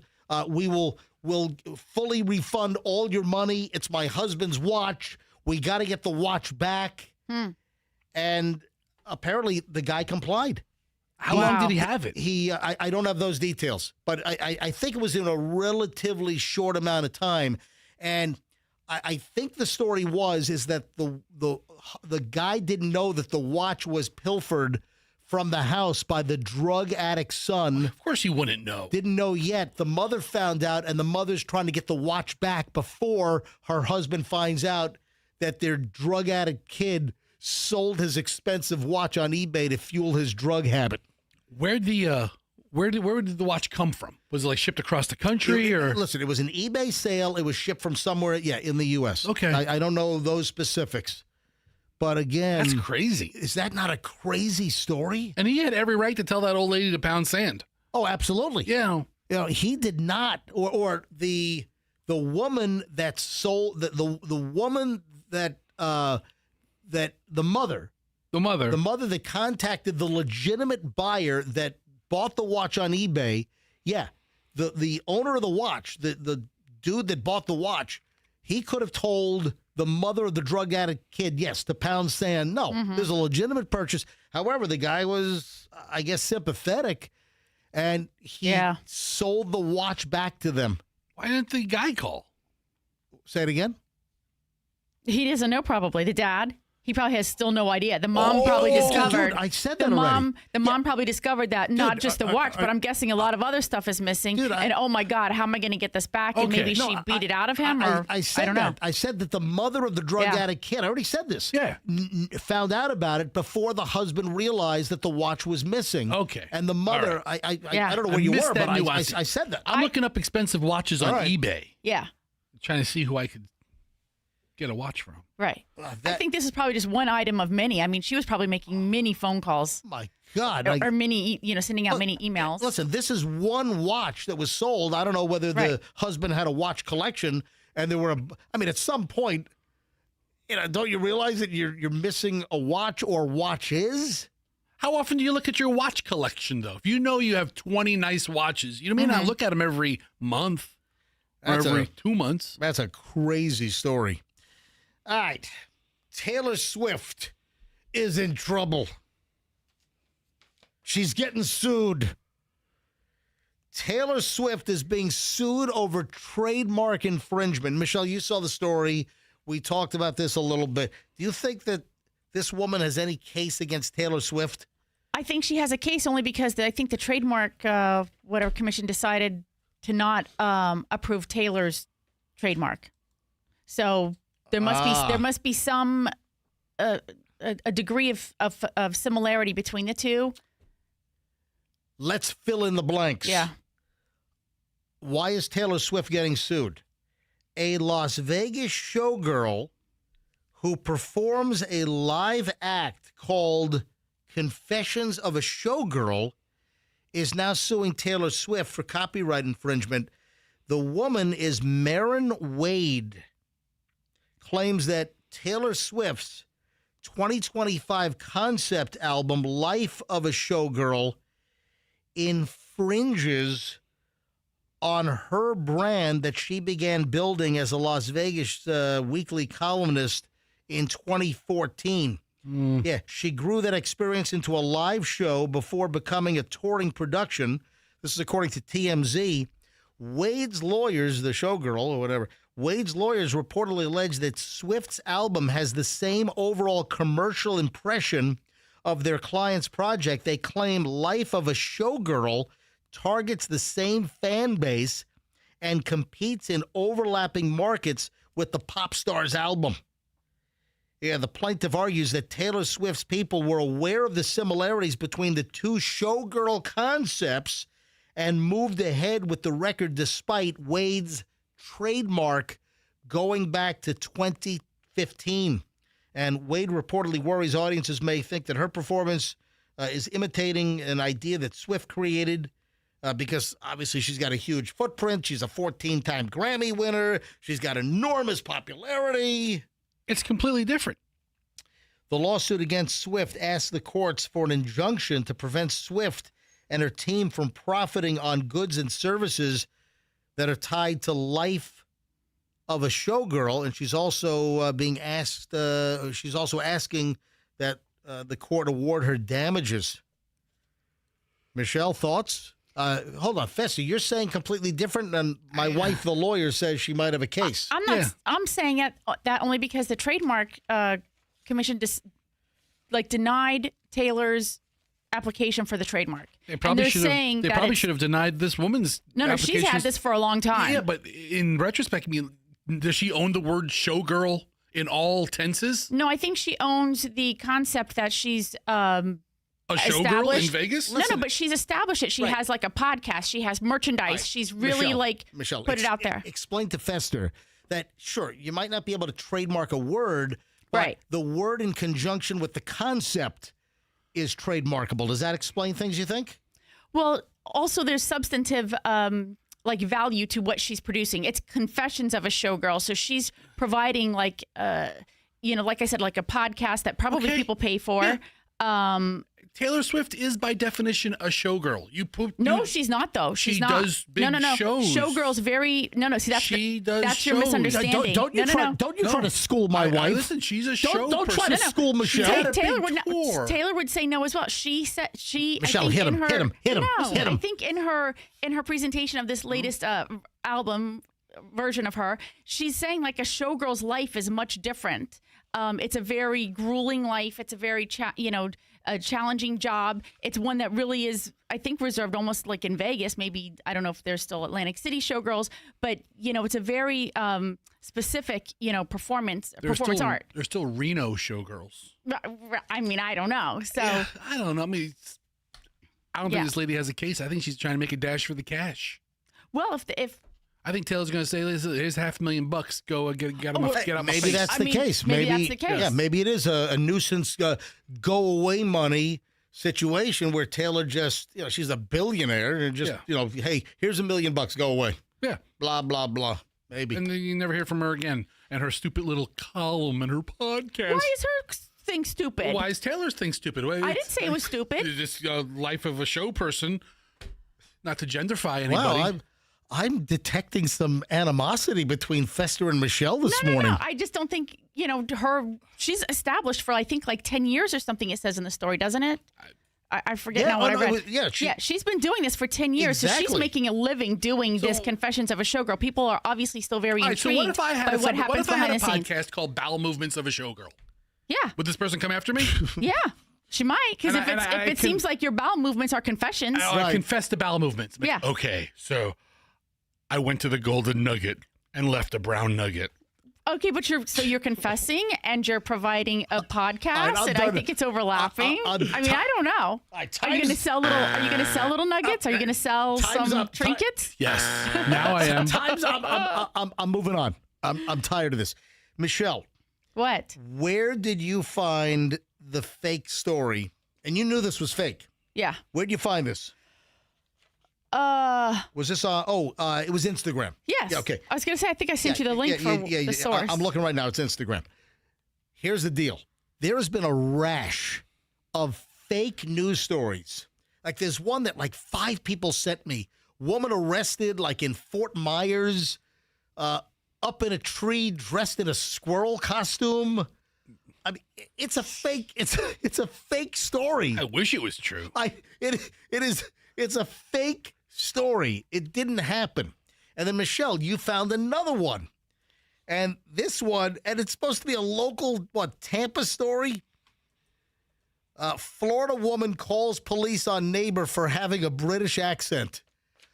It's not a real story, and that's why the internets and social media, it's so filled with this slop, and people are creating these AI videos, these AI graphics, and they're posting this crap, and people are believing.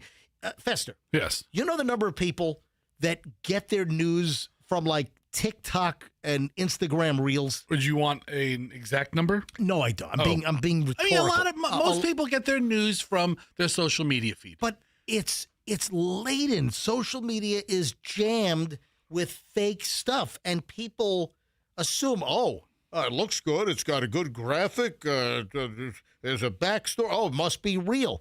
There's tons of stuff that's on social media that's presented as a news story that is absolutely phony. It's fake. It's made up. The latest one is, here we go. Florida woman calls police on neighbor for suspicious British accent, tells officers we already won that war. Police in Florida say they responded to one of the strangest neighborhood complaints of the week after a woman allegedly called authorities to report the neighbor for speaking British, according to officers in the Tampa Bay area. So it goes into it's. I mean, it's not even specific to an agency. Then the graphic has it as News 8 Tampa Bay Live, and they have a graphic, a woman who's smiling, and She's against the cinder block wall with the measurement, like she's getting her mugshot taken. It's phony. And News 8, it's not even like the Channel 8 WFLA NBC logo. It's totally phony. But people are going to believe this. What? Calling the police because of the accident? What, like immigration issue? I don't know what the whole backstory is here, but it's a phony story. So please don't fall for this crap. And it happens all the time. People are sending me links. And I have to write back, nope, that's a phony story. Like 5 people sent me the woman in the tree dressed as a squirrel that was arrested. I'm like, it's a phony story. Now, if there was a woman in a tree dressed like a squirrel with a British accent, that would be true. That would be true. I would wish that was true. I thought this one was interesting because there actually is a Channel 8 in our area, and they put that was a little like box on the story. Well, said, the graphic. News Channel 8. No, it didn't. It said Channel 8. It said 8 News Live or something, but it wasn't. But it did say Tampa Bay, right? In the because story, I was like, huh.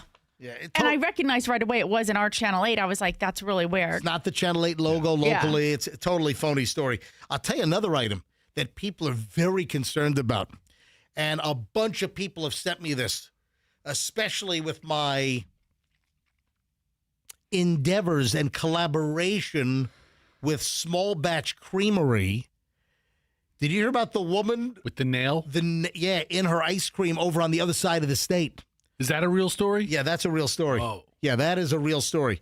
I'm going to tell you right now that I guarantee that my MJ's Triple Killer Vanilla Ice Cream and the brand new Milton Fudge Cow, the best chocolate you've ever had, my collaborations with Small Batch Creamery on 4th Street in St. Pete, and my vanilla is the best-selling flavor he's ever had in his 4-year history. The chocolate is on the way. People love the new chocolate. Michelle, can we do, for the launch, can you look at the calendar quickly? Sure. 'Cause I want to get this done before we get too far down the road. Can we do, and here's the deal. So the vanilla came out last October. Huge success. The best vanilla ice cream you've ever had in your life at Small Batch, my recipe. And now the new flavor, we've launched it, and it's Milton Fudge Cow. It is the highest quality, most delicious, best chocolate ice cream that you've ever had. It is purely decadent. It's an expensive flavor to make. We're using the best Valrhona French cocoa, which the best pastry chefs and Michelin-starred chefs in the world use. And then we're using Calabat Belgian chocolate. It's just a very premium product. And so it is available now, but we need to do the grand opening ribbon cutting. Can we do, Michelle, Wednesday, April 8th? That gives us time to promote. So can we do Wednesday, April 8th? And I got to get with Alfred at Small Batch Creamery. Maybe you should have got with Alfred before you start blabbing. Yeah. Why don't you go and text him? I mean, just text him and see. You're just dropping dates. Hang on, I'll call him. I think just text him because we're on the air. Let's keep moving. Well, why can't I can call him live? All right, all right. You want me to call him or text him? You know what? Communicate with him somehow. All right. So I'm going to shoot for, folks, it's not set in stone, but I'm going to shoot for all of us will make an appearance in April. I'm shooting for Wednesday, April 8th. But it's not set in stone. Yeah, probably like 5:30 to 7:30 p.m. But don't plan on coming because it's not set in stone. I'll have it set in stone later today, and we can promote it tomorrow. What is it, set in mud right now? It's like you drew it on the beach, and like the waves are coming, and it might last, it might not. It's set in ice cream, okay? So that's what I'm shooting for. But listen, you got to hear the story. I'm going to tell you right now. I'm going to guarantee you that you're not going to have this problem with ice cream at Small Batch. No nail guarantee. No nail guarantee. Unless you order the nail flavor. No. A woman who was seriously injured, and tons of listeners. I've had dozens of people send me this story. MJ, since you're all into ice cream, I thought you'd like this story. Since you're into ice cream. People are concerned. Oh, MJ, I just wanted to make you aware of this story. Make sure this doesn't happen. Yeah. The ice cream mogul that you are. A woman who was seriously injured after eating ice cream containing nails and metal fragments won a big victory in court a Brevard County jury. This is Brevard County, other side of the state. Well, like, is Melbourne, is that Brevard? I think Melbourne is Brevard County, right? Can you look it up?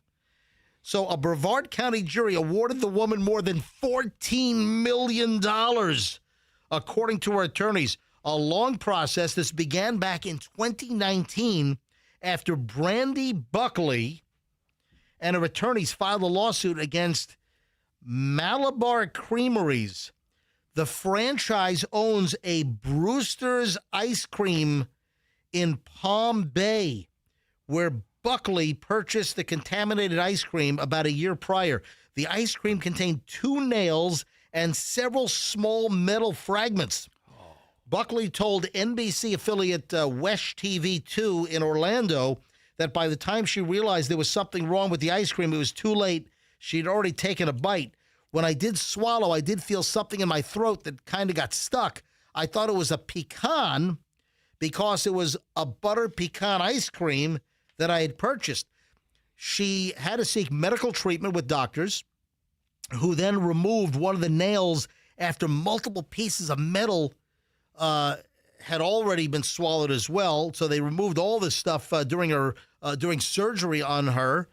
Buckley's attorney said she continued to face medical complications, including significant internal bleeding and blood clots. Oh, no. I mean, how the hell did nails and metal fragments get into your ice cream? You know, I've been in Alfred's Kitchen at Small Batch Creamery in the back of the store. They make everything there. The kitchen is immaculate. Michelle, you've been in there. Oh, yeah. I mean, it's like a freaking operating room. I mean, yeah. It is immaculate. There are no nails and metal fragments. Just laying around. Yeah. Near the mixers. Like that. Put that box of nails on top of the ice cream vat. Yes, I am issuing a no metal fragment and nail guarantee. No nails and metal fragments All right. in my flavors, my Milton Fudge Cow and my MJ's Triple Killer Vanilla. As I'm going to extend that to all of Alfred's flavors. No nails and metal bits.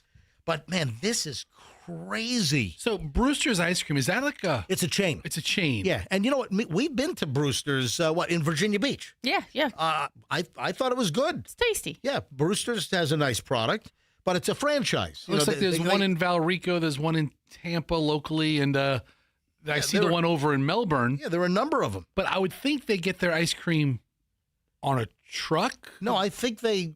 I mean, it's made in a factory, and no. I think they make it on site. I think they make it on premises, if I'm not mistaken. You can look it up. So Buckley's attorneys accused the franchise of negligence, but according to court documents, the ice cream company denied many of the allegations. The case went to trial this month, lasted just over 2 weeks. Buckley's attorneys focused on long-term impact on her health. After listening to testimony from both sides, jurors found the national franchise liable and awarded Buckley $14,147,525.39 for her medical bills and pain and suffering. Is that nuts? And just a lot of listeners, MJ, you got to see this. You got to be careful. You got to be careful. Trust me, you will not have metal fragments and nails in any of the ice cream at Small Batch. Yeah. Is that crazy? Fester, what are you studying over there? You look like you're all...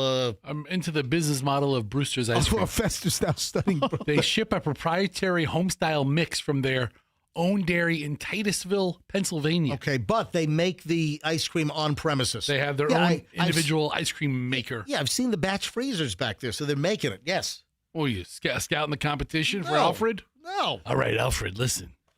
To get a slurry from Pennsylvania, then some dude has to make it in the back. Did you say they get some slurry? Slurry, what's that's a right kind of slurry. It's a proprietary slurry of milk product, right? I don't know. Sounds like you're talking about like some wastewater byproduct no. at Mosaic Phosphates out in Bartow or Mulberry. It's a delicious got a slurry. Got a phosphate slurry. It's delicious. No, they don't have phosphate flavor at any ice cream place. Speaking of food, did you see Mark Cuban's revelation on what he eats? No. Are you aware of this? I saw a headline that said Mark Cuban's disgusting sandwich. Oh, my God. And then it's a wrap. I didn't click it. Oh, it's grotesque. So I didn't know that. I guess Mark Cuban is like some health nut and he wants to live forever. You know, he's a billionaire. You know, Mark Cuban from Shark Tank. And didn't he used to own the San Antonio Spurs, right? Did he sell the team? Close. He has a, what are you, the Houston Rockets. Close. Well, what team did he own? Closer? I don't know. Closer? Maybe. No, I don't know. What team did he own?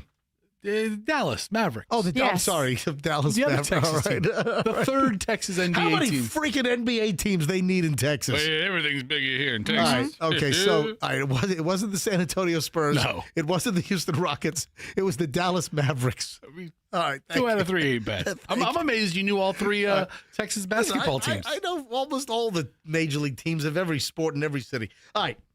So Mark Cuban confessed about his eating habits, and he has a 3-ingredient meal which he jacks up his protein intake, and he's discussed that he has in the past followed a vegetarian diet. He's trying to extend his lifespan, but he recently moved to pescatarian.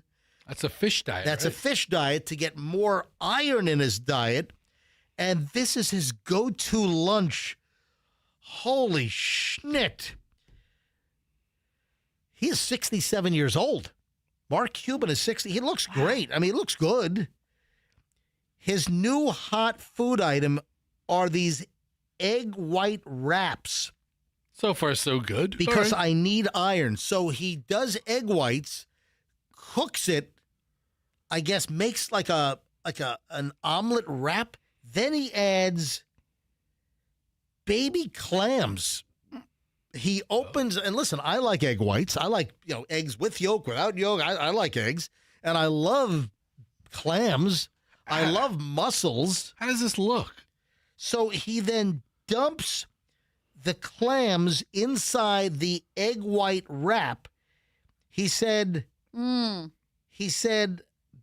but because they sound disgusting and taste disgusting, I put honey on them. What? So egg whites dumps baby clams out of one of those little metal tins, dumps the clams in, and then his condiment to make it taste better is he adds honey. Okay. Oof. Yeah, I love clams. I love good tinned fish. I buy those Crown Prince South Korean smoked oysters, which are fantastic. I buy the mussels in the can at Trader Joe's as well. Those are fantastic.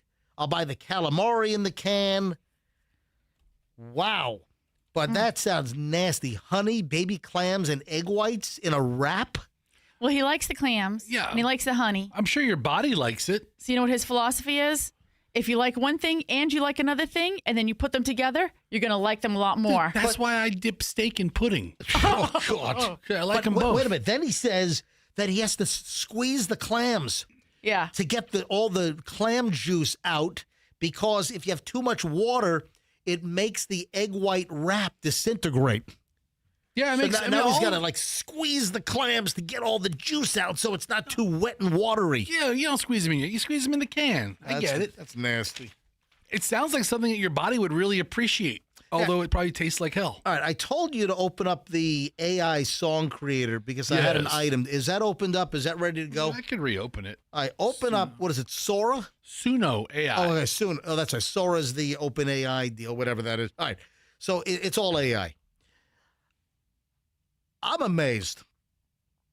I saw this week that an AI creator has 3 titles in the top 5 on iTunes downloads, and these are AI created songs that are not some big celebrity, some big star, that right now, or at least in the last couple of days, AI creator Dallas Little drops another single by singer Eddie Dalton with 3 titles already in the iTunes top 5.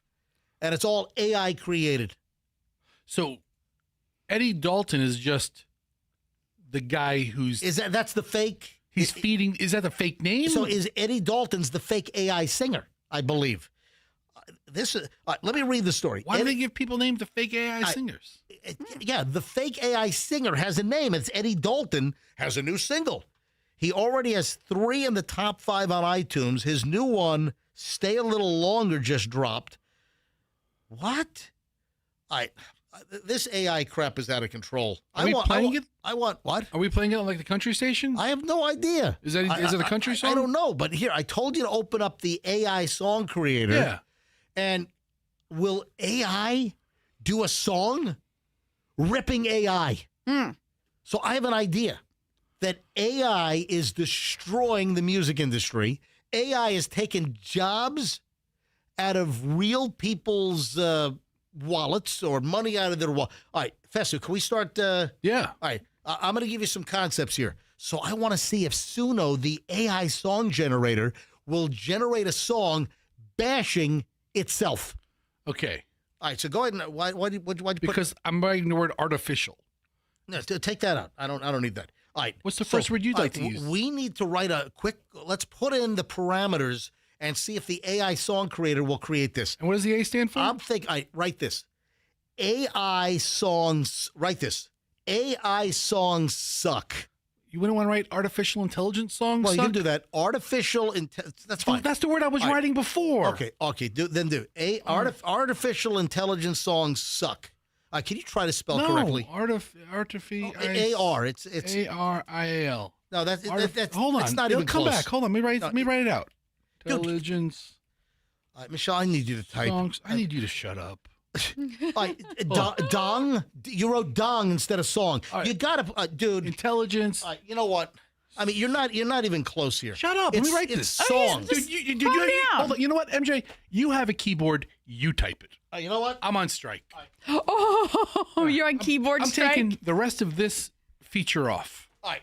So I now the engineers installed my own keyboard. There you go. You type. Oh my God. All right. Enjoy this, folks. Okay. All right. So Michelle, can you please talk while please I talk. type? Please talk. I don't even know Please what talk to say. while MJ pecks away. Right. Well, because you're such a better pecker. Yeah, he's I'm a pecker. He's the premier pecker. Artificial intelligence songs. Can you see if he's spelling everything suck. properly? I don't even care. Everything is spelled correctly right now. I don't care. Right, so artificial intelligence songs suck. You know the best part of artificial intelligence? It knows when you spell crap wrong, and it kind of knows what you mean. AI is taking jobs away. Oh my gosh. From real people. We're going to see if this spits out the song. Yeah. Watching you peck is so. AI's taking jobs away from real people.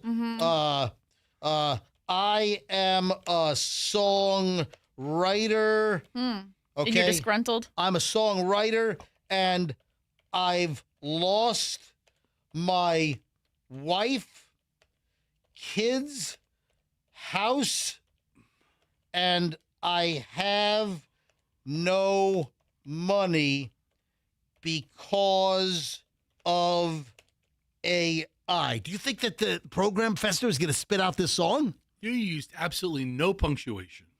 It doesn't matter. All right. Oh, no, it doesn't matter. Oh, that doesn't matter. It doesn't matter. All right. Make money one word. You put mon, then space, then E. Yeah, hang on. I hit a space accidentally. Let me backspace that. God. All right. So, Fester, Michelle, give me some other things, other parameters I can put in here, and then we're going to generate the song, and we're going to hear what it sounds like live on the fly. All right. What else can I add to this? AI will lead to the destruction of... AI will destroy... The music industry. Yeah, exactly. The music industry. Michelle, give me something else. Give me something else. It will assassinate all... Oh, world leaders. AI will murder all real singers. Okay. Yeah. All right. Yeah. Is that enough? Let's see what we got. All right. So Festa, you go ahead and go ahead and create the song. Create. And let's hear what this sounds like. Hold on. All right. Create. I want to sign up. All right. I don't want to sign up. All right. Oh, I want me to sign up. I got to enter a number. Oh, hold on. I think I'm already signed up. I think you are already signed up. I think so. Yeah, 3108. No, that's 319. No, you got to 310. 310 to fix the number. AI even knows my number. Yeah. All right. So 813-318. instead of having this pre-set up, I just wanted the anticipation of what this is going to sound like live. Oh, Send me a verification. All right, now you got to do a verification code. Did you have to do this? They changed this whole thing. They have. They've made it a little more difficult. 040455. All right, now we got to put in an authorization code. All right, now success. All right, we got it. All right, now is it creating the song? I don't want to buy your pro plan. You don't plan. want the pro plan. What's my birthday? Oh my God! Now it's January 1st. January 1st. Do 1982. All right, go ahead. Continue. Make royalty-free music. Yep. Yes. Royalty-free music. Oh my! They've added all these screens. Okay. All right. Since even the last time we've done this. I don't know how to get past the screen. Oh no! Oh, is this a bust now? How many? We've already used this like a bunch of times, and now they've gotten much more difficult. So hold on, but we can't get past. Hit enter. It's not letting me select. Oh my God! What brings you to Suno today? I did. Oh my. Oh jeez. This is really a poorly thought out radio segment. Yeah. Oh my God! Because Fester, we've done on the fly songs before, and I'm with you. Now they've ruined this. Yes. It's totally ruined. AI has ruined. Oh my God! Us coming up with songs on the fly. Oh jeez. You can't get out of this. I don't know how to get. Hey, I'm selecting my selection, and it's not advancing to the next page. Oh. And there's no scroll down bar. Oh my! Let me go back. All right. Close it up. Create. Yeah. Hold on. I think it's creating now. Maybe it is. Hold on a minute. I think you got lost in some kind of rabbit hole quagmire. I think it might be creating now. Okay, here we go. Okay, now, all right. Now I see things populating. All right, now it's working. It's creating the song right now. All right, I got caught in a pop-up screen. All right, folks, this is a live radio show, and we've done these on the fly for like the last year plus, and now they've ruined this Suno website. It looks like, and it's taken a lot longer to create than it has in the past. All right, here we go. And they're only going to give us a sample of it. We have to upgrade for the full song. All right, we got to upgrade then. We do? I mean, I really don't want to put money into AI's pocket. Here we go. All right, is it ready to go? I don't know. Is it last what? It's still working. How long is it going to take for this thing to work? It's giving us Is it giving us a couple of different versions? I think it is, but I'm waiting. Okay, click the one that would do it. It's still spinning. All right, go over the one that gives you an arrow. That one. Where's an arrow? Go over the picture. Here, I got a cursor. Is it ready? I don't know. Just click that. All right, hang on. Let's see if this is. Oh, here we go. I think we got it. Man, it sounded like a good idea on paper. I pawned my old guitar for half a month of rent. Your picture in the hallway is taped where the frames all went. They say the future's coming like it's some kind of parade, but I'm standing in the wreckage of the life that future made. I am the last one standing with these human hands bleeding on a notebook only I can understand. You can feel. Wait a sec. It's ignoring all of my prompts. It's not mentioning AI. It's not. It's ignoring all of my prompts, dissing artificial intelligence. It won't eat itself. Oh my God! It won't. It won't attack itself.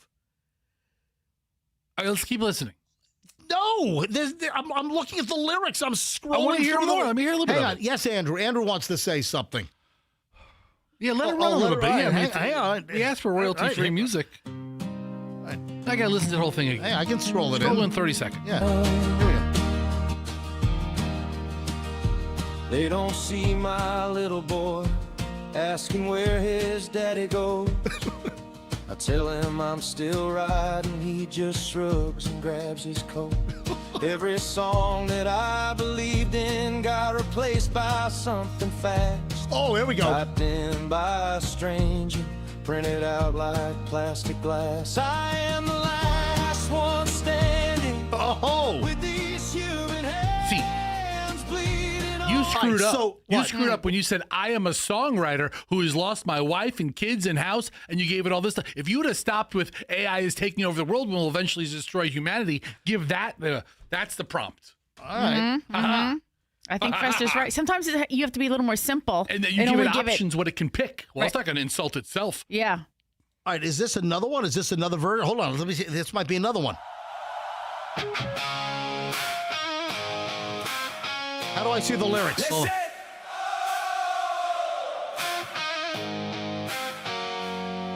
They said type it in, watch the magic flow. There we go. While I watch my life get quietly repo. Songs on a screen, cheap and endless fast. Upon my guitar, just to pay for gas. I'm the last one standing in the ruins, pen in my hand. I'm the last one standing in the ruins, pen in my hand. You can flood the world with cardboard voices. You can flood the world with cardboard voices. That's pretty cutting, but not as cutting as we want. Yeah. But you can't fake hurt. You can't fake losing. You can't fake hurt. You can't fake losing. And that's the end of your free sample. All right, that was it. We got to say you can't fake emotion.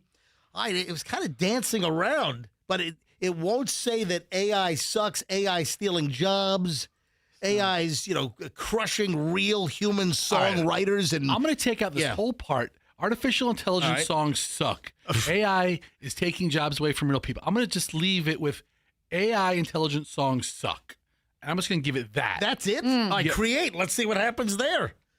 All right, here we go. It's working. It is. Artificial intelligence songs suck. I took away everything else you wrote. All right, it's now working, and that's a very narrow prompt. Let's see how creative this thing is. Okay. All right. Here we go. I think we have one.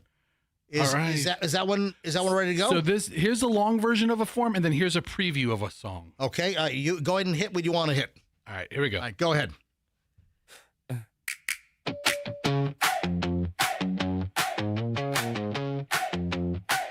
I like the riff. You hit play. Here canned hearts and chrome cliches. Sing 4 lines about some digital day.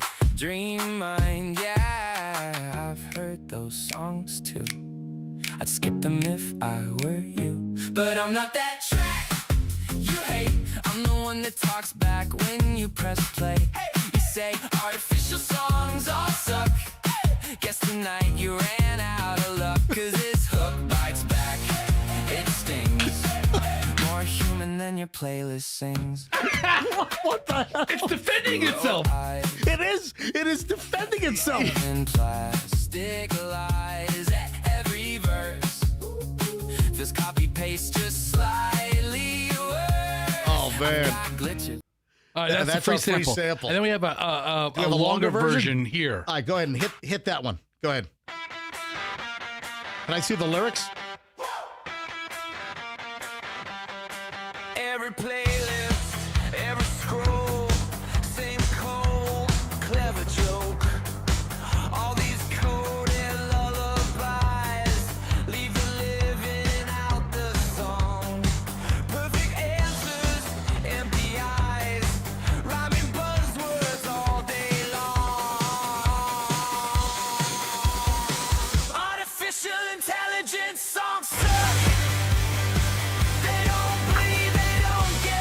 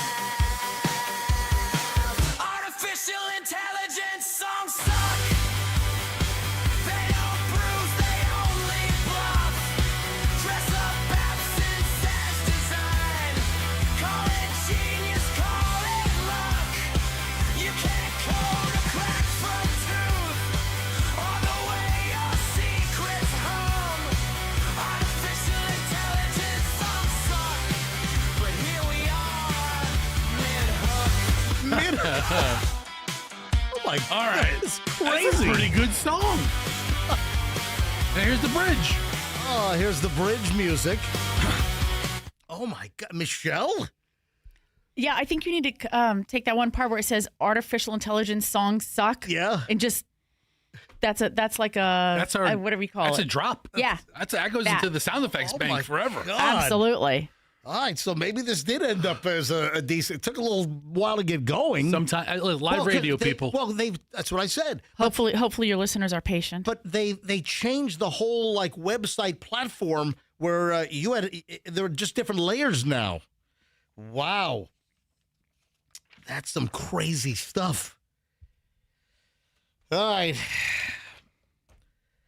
I need you to go to Costco later today for me, Michelle, and I want you to pick up the 10-pound chocolate Easter bunny. Oh. Wow. Oh, Easter's this Sunday, isn't it? Yeah. Is Easter this Sunday? Yeah, tomorrow's the 1st. Yeah. Yeah, and it's like Sunday the 5th. Costco, is it every Costco? I saw an item yesterday that just in time for Easter, Costco has a 10-pound giant chocolate bunny. How much is it?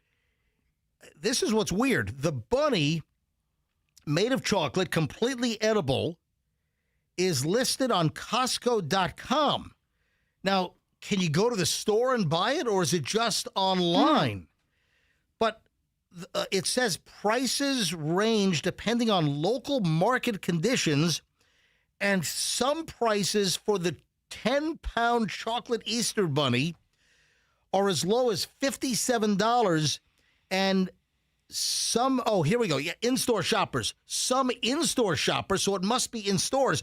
They're saying that they've seen it for as much as $140.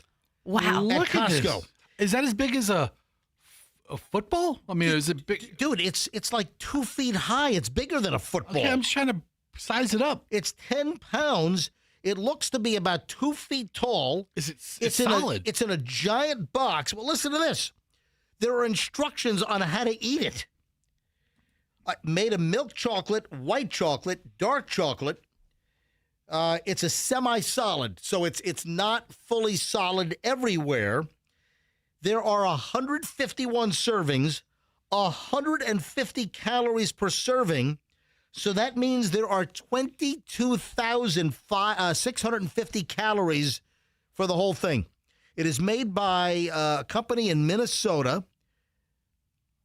It's made of fair trade chocolate, and it's only being sold at Costco for now. So I wonder if, like my local Costco, the one I use is the one off of Linebaugh, in the West Chase area. So that's the one that I go to. I wonder if they have it in store. But listen to this. There are instructions on how to eat this massive 10-pound chocolate Easter bunny. They say you should smash it. It suggests that you wrap Pete in a towel. They're calling the chocolate rabbit Pete. Yeah, it's Pete the bunny. Like Peter Cottontail? Yes. Yeah, just like that. Here comes Peter Cottontail hopping down the bunny trail. So it suggests that you wrap Pete in a towel and give it a whack with a hammer, a mallet, or a rolling pin. So then you smash it to bust it up into pieces. That's violent. I mean, how else do you eat a chocolate bunny that weighs 10 pounds? For a more civilized way of eating the giant chocolate bunny, it advises to warm it up with a serrated warm up a serrated bread knife, dry it fully, then cut gently, ears or feet first. It's up to you. Ooh. That sounds even more demonic. Yeah. Warm up a serrated bread knife and just saw it in half. 10-pound freaking chocolate bunny at Costco. All right, and then we have the Easter bunny groper. A New Jersey man has been arrested. Groping an Easter bunny mascot during a photo op at a Pennsylvania mall. He insisted he thought the costume was a doll and that he didn't think that a person was inside the Easter bunny. But the thing was like totally still. It was frozen. It wasn't moving. Bera Shivakrishna, 36 years old, walked up to an Easter display at the South Hills Village Mall and forced himself onto the mascot, according to the criminal complaint, which CBS News Pittsburgh is reporting. The female worker inside the costume was not able to really defend against the assailant. Before he pounced on her, Shivrakrishna apparently yelled at the mascot, "Are you a boy or a girl?" and was groping the crotch and the costume person inside. When the mascot politely referred him to her assistant, he refused and started to feel up the mascot. He grasped her arms before fondling her breasts and crotch area through the costume's padding. Oh. His hands continued to inch further up. He shoved his fingers inside the costume's nose and mouth. He then wandered off after the victim, the woman inside the costume, was shocked. And then the assistant called the police and reported the assault. The authorities used their testimonials. They used the mall's security camera footage to identify Mr. Shivakrishna. Yes. He was later found the same day sleeping in the adjoining AMC theater. What? He didn't get too far. Oh, my God. So he goes into the AMC theater at the mall and falls asleep? The hell? He was awakened by police and taken into custody. While in transport, he asked the cops, "Is it on the?" He asked something about Five Below. Yeah, he had to go do some Easter shopping. What? So he's being arrested by the police, and then he starts asking about Five Below. Yeah, Mr. Rashi Shishivna. And then started saying, "It's a doll, right?" And it's trying to play off that did not know that there was a real person inside the outfit. Mike, is that nuts? How do you not know? Also, if the person is trying to fight back or fend the attacker off. When police informed him there was, in fact, a real person inside the costume, he insisted that by mistake my hand touched her if it's a lady. At some point, he said that if I did not watch a movie here, I wouldn't have been caught. That's probably true. You would have just gone home. Did they look at surveillance video and then they go to the security office and saw him then walk toward the AMC theater? Or they at least know what he looks like now. And it's like, hey, if you see this guy who's wearing, this kind of sweater, tell us. He's been charged with indecent assault, punishable by a maximum of 18 months in prison. He's being held on $10,000 bond right now for groping and sexually assaulting the woman in the Easter Bunny outfit. Why didn't the Easter Bunny take all those candy-filled eggs and just start chucking them just right at his head? Should have done something. Yeah, that's... She couldn't, you mean to tell me she couldn't just hippity-hoppity right out of there? Right down the bunny trail? Hippity-hoppity, Easter's on its way. We told you about Tyler Perry. Yeah. We told you that he tried to show up at the Atlanta airport with a whole bag of cash to hand out to TSA workers who were not getting paid. I think they finally got paid yesterday. Some, I guess, direct deposits started showing up in TSA workers' bank accounts yesterday, which, listen, that's just appalling that we're in a position where we've got TSA security workers at our airports and they weren't paid for, 40-plus days. They missed at least 2 paychecks. So Tyler Perry tried to show up to the Atlanta airport with a bag of cash. They turned him away. Then I guess he showed up the next day and starts handing out $1,000 Visa gift cards. Yeah, he got a whole stack of them. Now TSA workers in Atlanta are being ordered to give back the cards. What? They can't accept any gift, any compensation. But it's not a quid pro quo. It's not like you're giving cash or a gift card in exchange for something. Dude, but you can't do that with a federal employee at all. Remember one time we tried to tip our postman, and he said he couldn't take it. Oh, there are plenty of mailmen that have taken tips over the years. Right, I'm but not going to out them. The rule is they don't take it. I mean, Publix carry-out kids can't take tips. Oh yeah. I mean, there's a whole culture of people you do tip, and there's other people where it explicitly says do not accept tips. And I understand Tyler is trying to do a good thing. Yeah. And he probably doesn't even ever fly commercially, having to go through and utilize TSA at all. Tyler Perry is flying on a private jet. Right. So when he showed up with the bag of cash, he was told that federal rules prohibit them from accepting cash gifts. So that's why he shows up the next day with a stack of $1,000 Visa gift cards. They really can't accept any gift. How about chunks of smashed 10-pound Costco Easter Bunny? No. Sorry, Mr. Perry. Has to melt. So Tyler Perry and his rep said they thought that they had come up with a workaround because it wasn't cash. 11 Alive, the Atlanta NBC channel, reported that the airport's federal security director raised concerns about the giveaway, citing that workers were later contacted and told they must return the gift cards. What are they going to call Tyler Perry on the phone? Hello, Tyler, you got to come get your gift card. Is he trying to do like a little public relations rehabilitation? Michelle, why? Well, didn't he get in trouble? Wasn't he accused of? Can you look that up so we have the story right? What was Tyler Perry accused of? No, he's involved. I don't know if it's still ongoing or if it was settled. Well, I don't know if they were settled. We did have the stories of twice last year. There were 2 ongoing suits for sexual harassment. All right, here's Google AI. As of late 2025, filmmaker Tyler Perry is facing 2 separate civil lawsuits alleging sexual assault, sexual battery, and workplace misconduct. The lawsuits filed by actors Derek Dixon, Mario Rodriguez claim that Perry engaged in unwanted sexual advances, harassment, and abuse of power.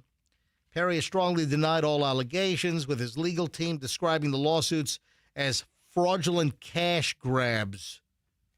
I know that he was being accused of something. Is Tyler Perry gay? Well, we haven't heard anything about these lawsuits since they were filed. Hold on, what did you just say? At all. Is Tyler? 2 men are accusing him of sexual harassment. Right. I've never heard. Tyler Perry's a man in spite of the role that he plays Medea. Yeah. I don't know. I don't care. Right. But I don't know. I haven't heard either way, and I like you, Fester. I'm just like, he's a great entertainer, and we've never heard anything not nice about him until these allegations came out. Okay. Yeah, I don't think this has anything to do with him rehabilitating an image. Yeah, I'm going to give out free money to TSA agents to rehabilitate my image. Right. He's far beyond that. All right, then on to Tiger Woods. Remember I asked the question yesterday, why doesn't Tiger Woods have a driver? And many people have asked that question. And apparently a source has told People magazine that Tiger Woods will not hire a driver because he's too private and doesn't want anyone knowing where he is. Yeah. Well, everybody knows where you are when you're flipped over 16 times. He drives himself everywhere because he doesn't want employees to watch over him or know what he's doing. Really? That he's extremely private and paranoid. You don't say. So you would rather have all eyes of the country and the whole news cycle for a couple of days reporting on your DUI crash? Or how about that you're just disregarding the safety of the other people on the road because you continue to get on the road in an impaired condition and drive maniacally that you're flipping cars multiple times? Yeah, I mean, that is just so disrespectful. Would you want to live in his neighborhood?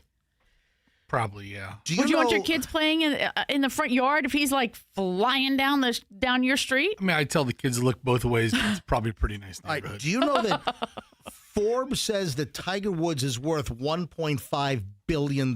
Yeah, sure. You know what? He's a jerk. I totally now think he's a jerk. I mean, I just can't believe he can afford to have a driver, and yet he's just continuing to place people around him in dangerous situations because he won't hire a driver. When we know a million other celebrities and billionaires, millionaires, whatever in our country that actually have drivers. But it's not that he might have a pill problem or a dependency problem. Yeah. It's that he drives like an asshat. Yes. I mean, he drives like a total prick. Right. We had a story yesterday that people are saying that he drives like a bat out of hell in his neighborhood in Jupiter.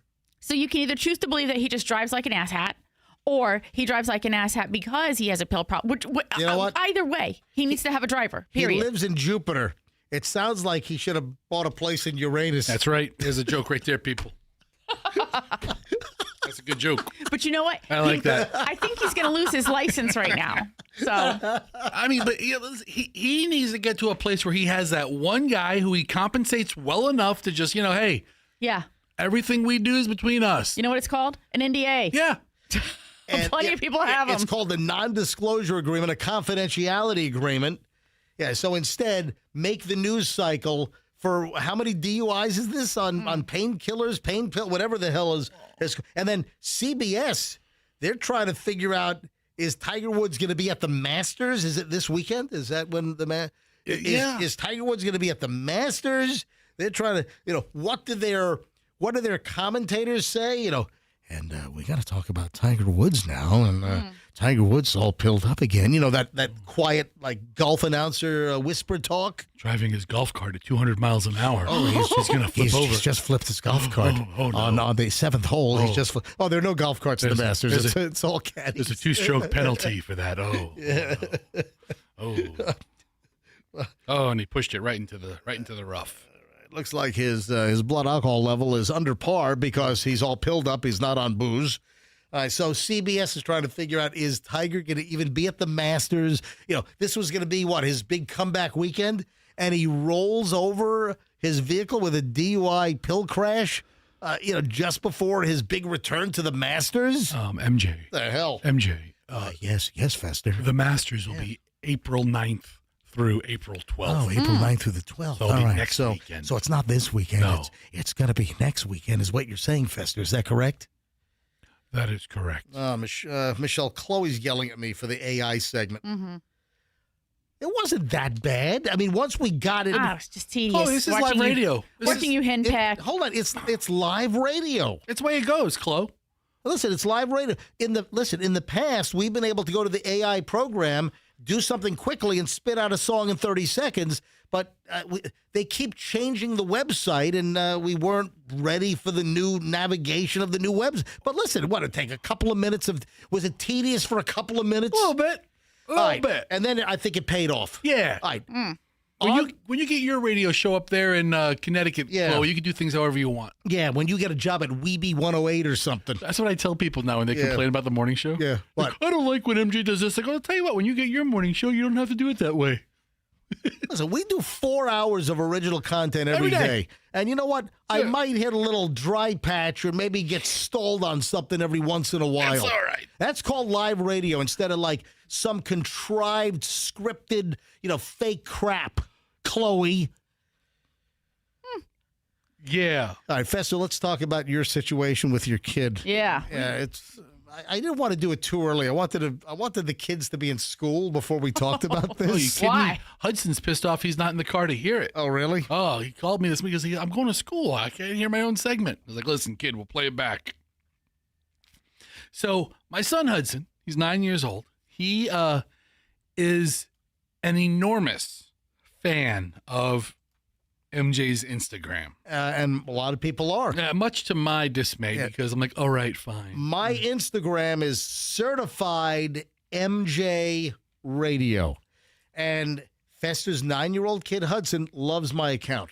Like the last video you posted of Chloe buying this. Speaking of Chloe buying the sweater. Dump him. Oh, the dump. Oh. Yeah, he doesn't know what dump him means. Yeah, there's a video on my Instagram, and that's actually a couple of weeks old. It was the last time we were up in Connecticut to see Chloe. We were at Target, and Michelle and Chloe are in like the women's clothing section, and there's a pink sweatshirt that says "Dump him," and we shot a video. It's funny. It's a couple of quips, and it's on my Instagram, Certified MJ Radio. All right, so Fesser's kid loves it. He thought dump was like dump, like take a dump. And he's he's like dump. So dump him. So what happened? So this is on Saturday. He's typing in the search box. What happened? Looking for you. And he types in certify. He started with the CER. And certified. And he asked how to spell it. And I told him IFIED. And when you type in one word, it gives you suggestions of other people. It'll bring up other accounts that start with certified. And I'm not the only one. I'm Certified MJ Radio, but he stumbled across and clicked on certified what? Certified Health Nut. Okay, all right. So there's an account called Certified Health Nut? Yes, Certified Health Nut. And all right, folks, I'm going to warn you. I mean, the guy has almost 600,000 followers. Oh, great. I'm sitting at 28,100. I mean, and this guy's got 600,000 followers? I mean, he's oh, Lordy. He looks like he's a very fit man. He looks like he knows a lot more about health than I do, that's for sure. Oh, that's clear. So on the video that your son stumbled upon, Certified Health Nut. So his finger touches it, and this guy's page pops up. And then he clicks on this video? This is the first video he watches. Oh, my God. The guy's naked. Now, obviously, you can't show nudity on Instagram. So the guy is on his back, naked, like on a, was that like a beach towel on his grass? It looks like on like his back lawn at his house. So he's laying on his back. He's allegedly naked, but the camera is pointed from his chest up to his head. So you don't see his lower body area. And this is the audio that starts playing. This is going to energize you for the whole day. For men, sun on your testicles or naked sun is good for testosterone boosting. All right. So, all right. Warning, this might be offensive to some people. Or Don't need education. A lot, 30 seconds to 5 minutes maximum. You don't need sunscreen. And this is another one of my practices. I don't always talk about it, but it's well known that your sphincter or your butthole is one of the most sensitive or thin mucous membranes in the body. 30 seconds of sun on the butthole is like 8 hours of sun outside with your clothes on. Let's fix it. What did he just Wow. say? 30 seconds of sun. So the guy is on his back and he's lifting up his legs, toward his chest, and he's exposing his butt to the sun, and he's making this outrageous claim that 30 seconds of sun exposure. Well, listen, that's why the saying goes, where the sun don't shine. I mean, is it really that outrageous? Did you look it up to see? I mean, I didn't. I'm taking this guy's word for it right now. Don't take his word. This guy's full of crap. Man, it makes sense. Like, come on. Face it, the sun is the source of all life on planet Earth. You tell me how you feel in the comments below. It's not about what I know or what I practice. So how much of this video did your kid get through before you yank the phone out of his hand while this guy's talking about sphincter sun? Well, I see this grown man with his nose and knees in the same picture, and I think he got to the word testicles. And I'm like, Hudson, what's this? And I took it out. I don't think he processed what he was looking at. But I paused it, or I stopped it, then I went back and looked at it to make sure, and it was this dude totally tanning his caboose. You know what? It's called perineum sunning. Oh, my. It's totally a thing. Yeah. Oh my! Yeah. Perineum. Exposing the area of skin between the genitals and anus to sunlight. Oh my God! Proponents claim doing so can provide a large energy boost, Fester. Yeah, listen, if you're feeling a little... All right, let's do it. If you're feeling a little run down, going on just throw your legs over your head, pull your ass out, and have at it. I like this guy. I'm following. I'm giving him a follow. My God. All right, let me do it. Let me go for a big energy boost. Here we go. Whoa! Wow! I just feel the sunlight. And you don't need it long. It's not like you're sitting out there for like an hour and you get a sunburn on your sphincter. This Healthline website does say that if you're going to do it, you know what you should do? What? Apply sunscreen. Doesn't that defeat the purpose? I don't know. It's what it says. If you're still into the idea of perineum sunning, apply sunscreen. Put 50 SPF on your butt. Yeah, I mean, you want to be sure, but he even says, 30 seconds to 3 minutes. That's insane. Anyway, so your kid didn't actually know what he was saying. I'm gonna try this. Yeah, don't go to Certified Health Nut. Go to Certified MJ Radio and give me a follow. Go to both. 8:54. Make it 8:55 at the MJ Morning Show. This brings to a close over an hour and 20 minutes of nonstop MJ. When we get back, the 9 o'clock hour is on. Man, we got more crazed people on airplanes. We'll get to that. More maniacs. Pickpockets are not after your wallet these days. We'll get to that coming up. We have a lot. A lot is on the way next here. Don't move. MJ Morning Show on Q105. The Veterans Ford folks would like to welcome you in with open arms. Keep your clothes on, though. Yeah, keep your clothes on. Yeah, don't lay in the back of one of the pickup trucks into the beds and try this guy. What were we saying, Fester? They do have that 5-story garage. Oh, they do. If you got the top story. Yeah, closer to the sun. Yeah. Anyway, so head to Veterans Ford, folks. Truck month is still on. If you want to get a tremendously good deal on a Ford truck, or for that matter, a car, an SUV, you head to Veterans Ford. On pickup trucks right now, there are some awesome deals. Finance offers with low interest rates up to 84 months at Veterans Ford. Nobody's going to beat a Veterans Ford deal when you tell them that MJ sent you. So here's how it works. You go to Veterans Ford. Whether you want a pickup truck, you want a car, you want an SUV, an Explorer, an Expedition, whatever you're looking for, you go to Veterans Ford and you tell them you want the MJ deal. That means that no other Ford dealer in town is going to beat the Veterans Ford price. Service department is the best, second to none. People love them. Veterans Ford, line ball on the Veterans Expressway, and tell them that MJ sent you.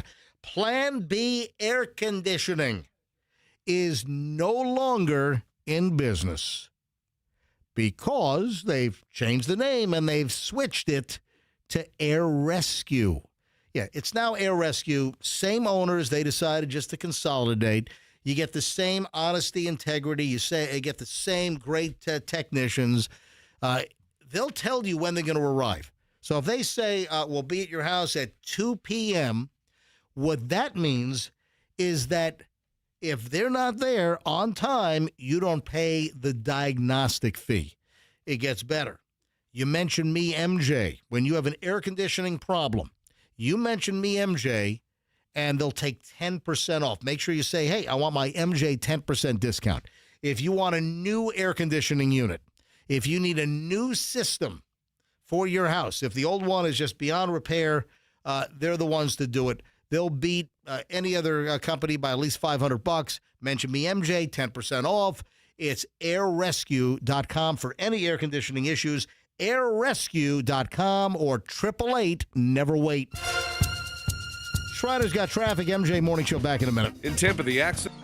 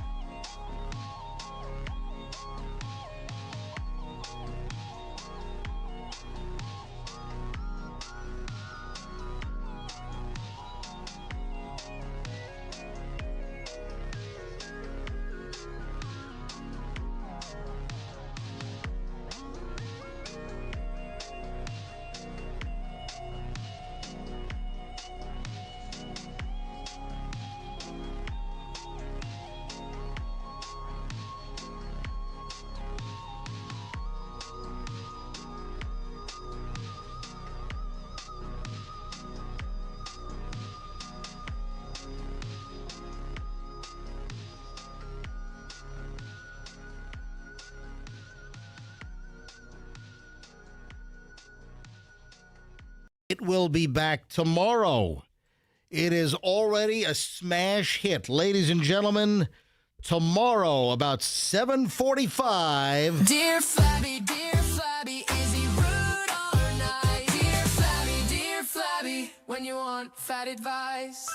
Yep, Fester is Dear Flabby, and Fester will dispense sage advice. Tomorrow morning, about 7:45, we will read a dilemma submitted by a listener, and tomorrow morning, Dear Flabby returns. Dear Flabby, is he rude or nice? Dear Flabby, when you want fat advice. You excited for tomorrow, Fester? Can't wait. Can't wait, baby. All right, we have more people behaving badly on airplanes. We have a nut job passenger on an American Airlines flight from JFK, and this forced an emergency landing after some wacko said, I'm going to blow up the plane while seated in his seat. I'll tell you, if somebody says that on my flight, I am putting them in a chokehold immediately, and I'm going to, immediately ask for the assistance of other passengers to take this maniac down. Yeah. American Airlines flight from New York to Chicago made an emergency landing after a disruptive passenger, this was on Sunday, caused a disturbance, at one point threatened to blow up the airplane. Holy crap. Here's a passenger, Sona Jones, told CBS News that it was a terrible, spooky situation. It was American Flight 2819, departed JFK, was only an hour away from landing in Chicago at O'Hare when flight attendants asked if there were any medical professionals on board. Oh. Then all hell breaks loose on the airplane. We hear this person in the back screaming, yelling, no, no, no, and he can't get off the plane, and he didn't take his meds. The flyer became aggressive, threatened, I am going to blow up the plane. I'll kill you all. At that point, you grab this person by the freaking neck and you body slam them to the aisle floor, just in case they, have something. I mean, yeah, it's never a good time to start throwing things like that out on a plane. Can you imagine? I would imagine if you're a passenger and someone yells that you're probably not going to get in trouble if you put them in an immediate chokehold. I'd take my chances. Yeah, you know what? I would too. Yeah, the pilots decided to divert to Detroit Metro in lovely Romulus, Michigan. Yeah, upon landing, the aircraft was swarmed by medical personnel, law enforcement, who removed this maniac from the flight. They then had to search the entire aircraft, tore the thing apart, bomb-sniffing dogs. They had to take all the luggage off the airplane. Oh, my. There was a guy who came on the plane with a machine gun, we're being told. Put your head down and hands up. Yeah, that's the security. That's like the airport SWAT team, boarding the aircraft, because the pilots just said we've got a guy on board that is threatening to blow up the plane and kill everybody. You want to tell a fairly boring life is that of the airport SWAT team. Yeah, how often are they needed? Yeah. So when it's go time, listen, I don't know if it's technically a SWAT team. I mean, they're sitting around there all day. We gotta go. Let's go now, boys. Heads down, hands up. Yeah, what? I'm bringing the big gun. That's what they were yelling. I know. Yes, that's what he's saying. This is their time. Again, they were yelling, hands up, heads down, heads down, heads up. Is there a SWAT team at Tampa International? Like right now, is there like a bunch of Leos just, hanging out, waiting for something to go really wrong? Ask that Phoebe. I'm sure she'll tell you. Ask Phoebe the flamingo. Yeah. So Tampa International has their own fully accredited law enforcement. Tampa Airport Police. It's its own agency. And, listen, they're trained. I'm sure that they have officers that are trained with SWAT. I'm sure they have high-powered rifles and the right equipment if they ever need to do something. I know they train for this. Do they? If they need help, do they call in also TPD or Hillsborough County Sheriff's Office? I don't know. You got to figure the plane has given them 20 minutes notice. Hey, we're coming in. We're going to need this. So they had time to assemble, I guess. Yeah, what a maniac. And then we have women that were yanked off the plane. They were arrested at Miami after they refused to pay an extra baggage fee. This is at Miami International Airport. You look good.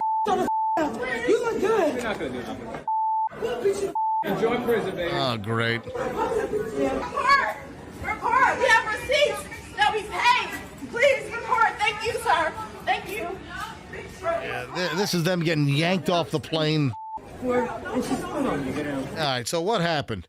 Footage shows 3 angry, pissed-off women being hauled out of Miami International in handcuffs.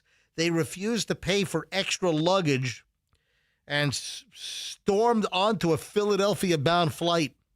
Well, they busted past. I guess they're at the gate, and they had a gate check. Here's the deal. If the airline doesn't make an announcement, ladies and gentlemen, we're running out of overhead space. We've got a very, very full flight. We're asking for volunteers to check your bag. If you don't volunteer checking your bag, we're going to have to just, check bags. And when they make that announcement, there's typically not a charge for your checked baggage. But there are numerous airlines that will nail you, like Frontier, Spirit. If you've got a gate check, they will hit you. I mean, they'll get you. In some cases, isn't it like $99, $100, $100 bucks a bag? I mean, it's crazy. And these women apparently were at the gate. They're making some claim they paid for their luggage, which apparently that was not the case.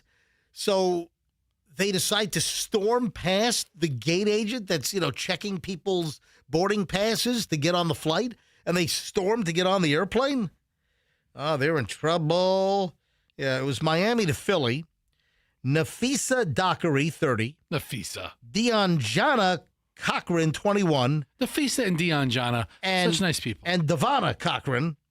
I'm guessing those are the Cochran sisters. Yeah, they were all slapped with trespassing after a warning and resisting an officer. Happened Sunday. They were waiting to board a Frontier Airlines flight when an employee noticed they did not pay for a second carry-on bag, and they were asked to step aside and pay the extra fee. Also, remember we've done the story in the past, that Frontier gate agents are bonus. I don't know.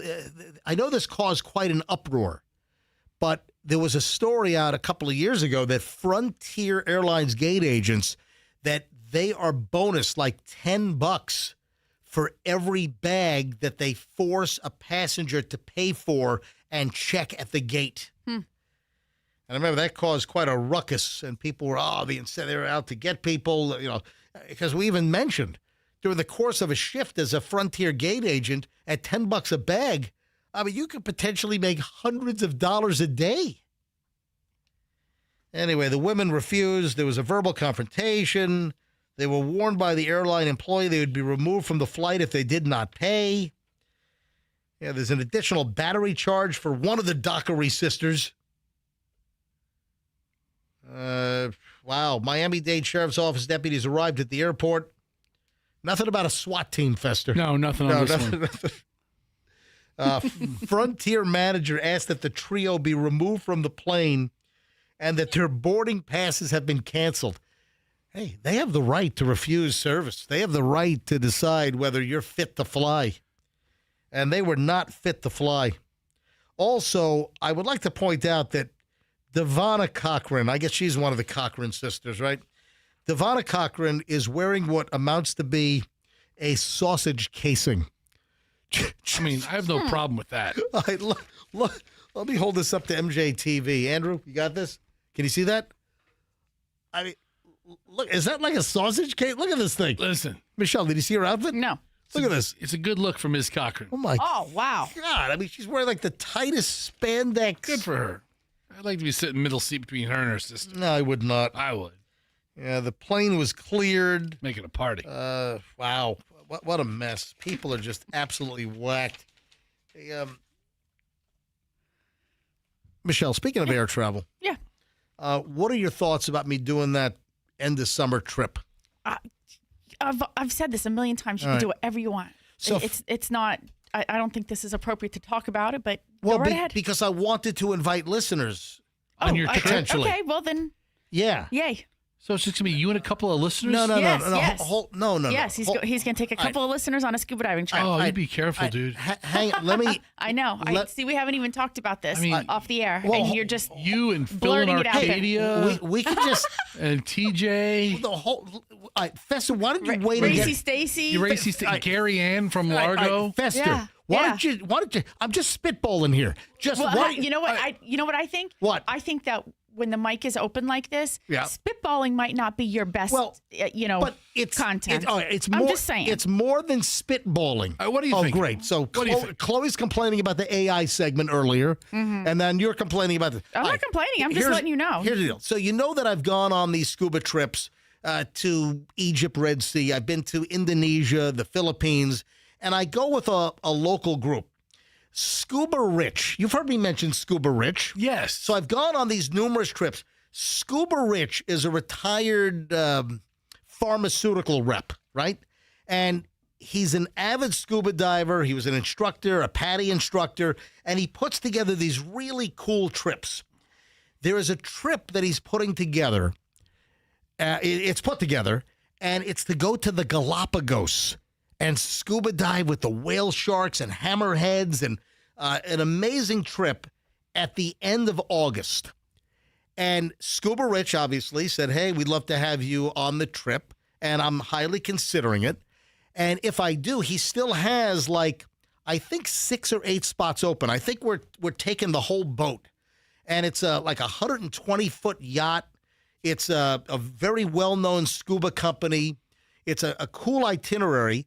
And Rich had even suggested, hey, to fill some of the slots, if you've got some avid, qualified scuba divers that are listening to the show, listen, it wouldn't be a bad idea if I do go on the trip, to maybe invite some listeners as well to go on this Galapagos trip. So it's not a cheap trip.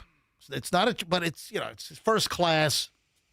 It's a and I've never been to the Galapagos, and the Galapagos has been on my wish list for years as I try to tick off all these spots around the planet to scuba dive before I get too old. And I still have I think a long time left, but I want to start ticking these places off. And the Galapagos has just been a dream spot for years. So, Michelle, you said I can go? Do whatever you want. You can go. So I haven't fully committed yet, but also I have the opportunity to ask listeners if there are any avid scuba divers, with at least advanced certification. Oh. So you have to be at least advanced certified to go on this trip. With at least I think it's 100 log dives. I mean, it's a quite an adventure to do this particular trip. How much does it cost? Is it a $10,000 trip? No, it's less than that. It's okay, I think it's around 7. Okay. Yeah, I think it's around 7. But it's a once in a lifetime trip. It is. It's a phenomenal trip, and I haven't formally accepted. I'm just floating the idea that if I go and there are still spots available, Rich said that, hey, can I maybe try to find some listeners that are scuba nuts like me that might want to go on this trip. So this is just Michelle. This is just advanced chatter. This is just I haven't said anything formally in stone yet. Oh, I'm going to start a GoFundMe to send Racy Stacy. She's not scuba certified. Who cares? You don't have to be. I'm going to send her on. She can hang. No, she you can- do. You have to be scuba certified. She can Why? entertain the boys on the liverboard. You can just sit around and do nothing. Yeah. Who's saying you have to go down there? I just want to float in the water and smoke cigars. Yeah. Who's saying you have to go down? Yeah, $7,000. I'll give you $7,000. It's for scuba divers with at least. I'm not a scuba diver, and you keep trying to convince me to go. Oh, Michelle, we should go together. Oh, We'll have a good old time. yeah, we will. We'll smoke and see. We should take everybody. Yeah. Allison, we're going to the Galapagos. There's like It's a MJ morning show vacation trip altogether. That would be great. there's only like 17, and I think there are like 6 spots still open. Andrew, And- are you in? Andrew, come along. Andrew wants. Oh, he gave it the thumbs up. So I'm thinking about this Galapagos thing it's like the last week in August, so the end of the summer. All right. Speaking of vacations and trips, pickpockets. Oh. You think they're into your wallet? We've known this for a while, but listen, summer's coming up, and this is just important to keep in mind. So this is not new. I think we have talked about this in the past. Michelle Fester, pickpockets, they're not interested in your wallet as much as something else. The number one thing that pickpockets, and there are some cities that are notorious like Paris, Rome, you got the little gypsy pickpocketers running around. You've got places around the planet. You got to be really careful. So if your wallet is not the number one thing that the pickpockets are after, what is it? Is it your cell phone device? That's right. Oh, okay. I'm trying to think what I keep in my pockets. Cell phone device is number one. Yeah, because also a lot of people have their credit card information and the digital wallets on their cell phone. Ooh. Yeah. I mean, that's what they're after. I remember my grandfather had like a white wallet that he would keep around his neck when he traveled international. And then tuck it in his inside shirt. underneath your shirt. That's right. If he carried a cell phone, it would be in the pocket where the pickpockets are. You don't have a secret hidey place for your phone like that. That's comfortable to wear. That's where mom headed. Yeah. So number one item for pickpockets is now the cell phone. So heads up. Hey, are you aware of the local item up in Citrus County? The jail is like a total cluster frig. I saw that guy. Oh my God. The big prosecutor lawyer guy. So Keogh. Yeah, the U.S. attorney for our middle district of Florida. I feel like I've not seen him much. And then last week I saw him about McDill. And then yesterday I see him about Citrus County jail. What a mess. Yeah. So I want to get into this when we get back. Because, there are comparisons, I think, to a TV show that Michelle and I just started watching.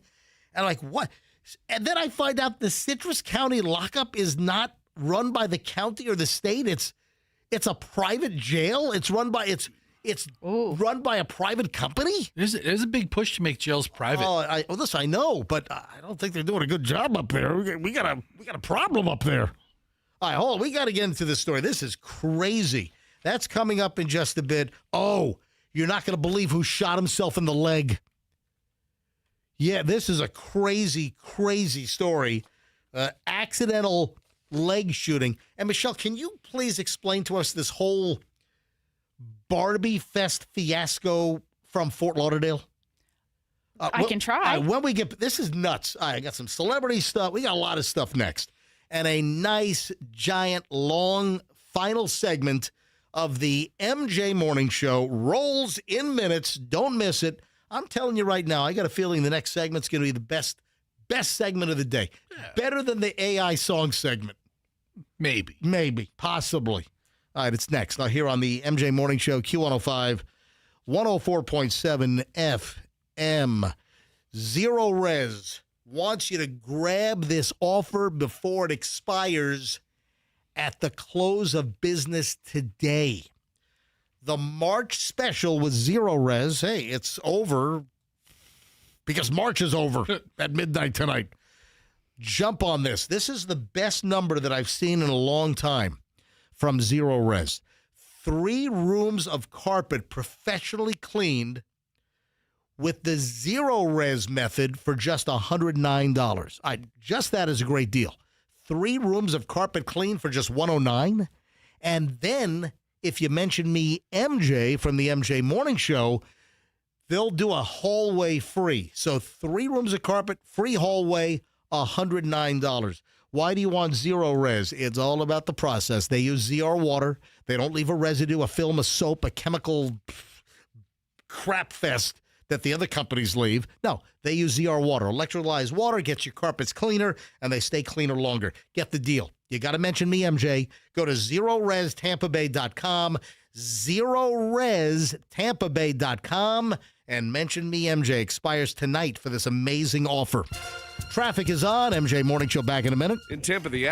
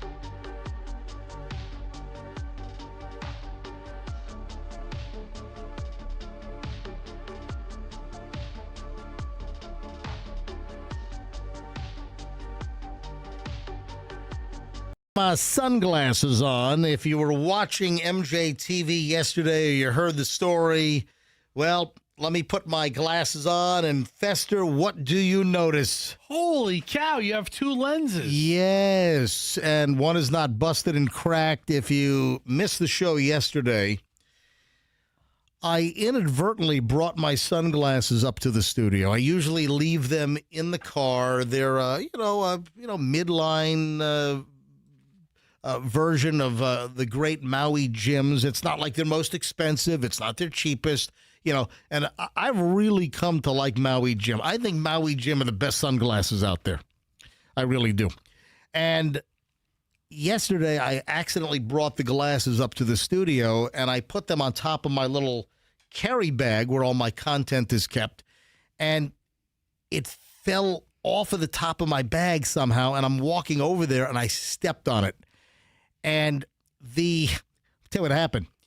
The metal buckle or the metal part of like the shoulder strap or from my bag, it was sitting on top of the glasses. I step on that and then that cracks the lens. I heard a crunch.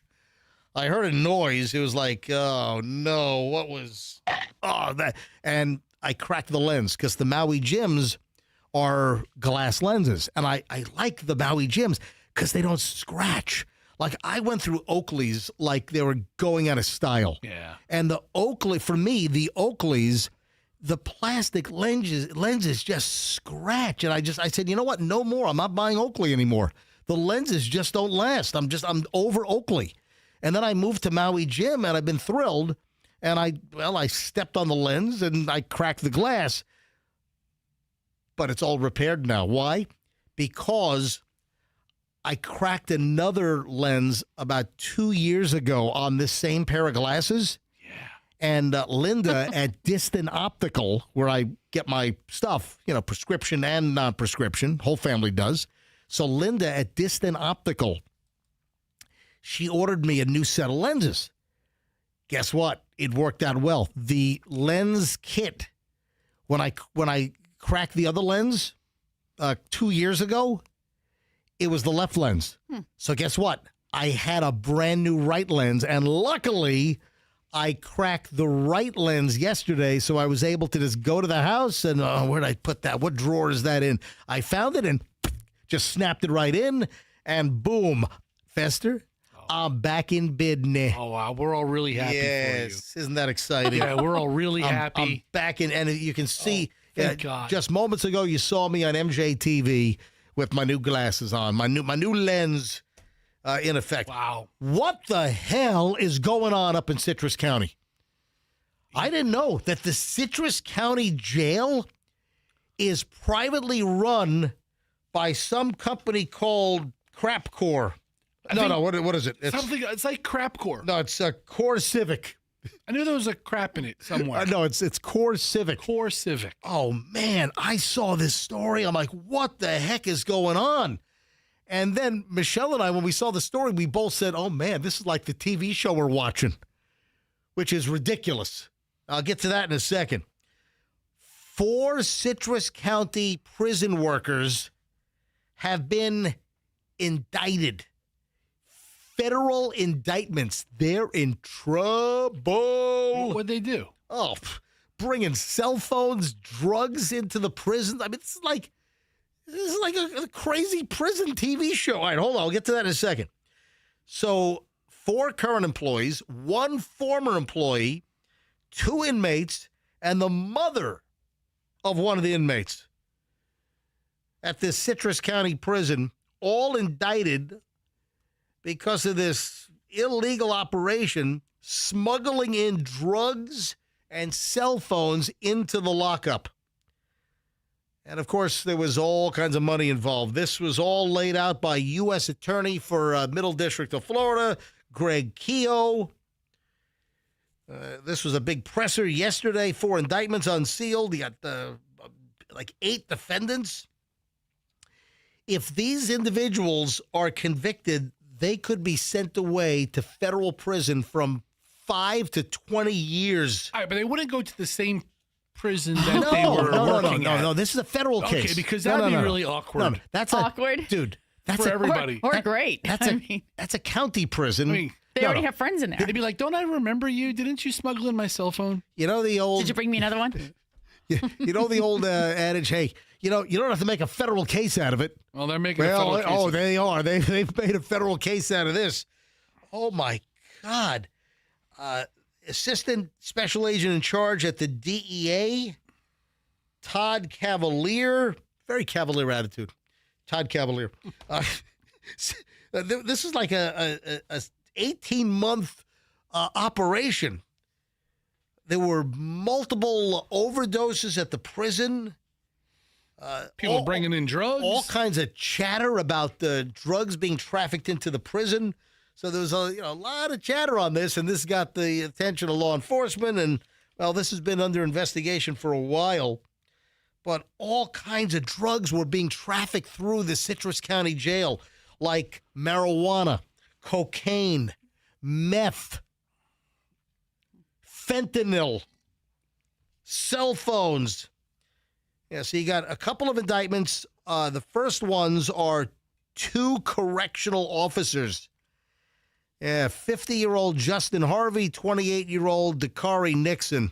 So they might find themselves not too far down the road on the other side of the bars. So it wasn't even, okay, it was money, but it wasn't enough money to throw your whole life away. Yeah, money. $4,000, $5,700. Yeah. Those some of the numbers that I saw.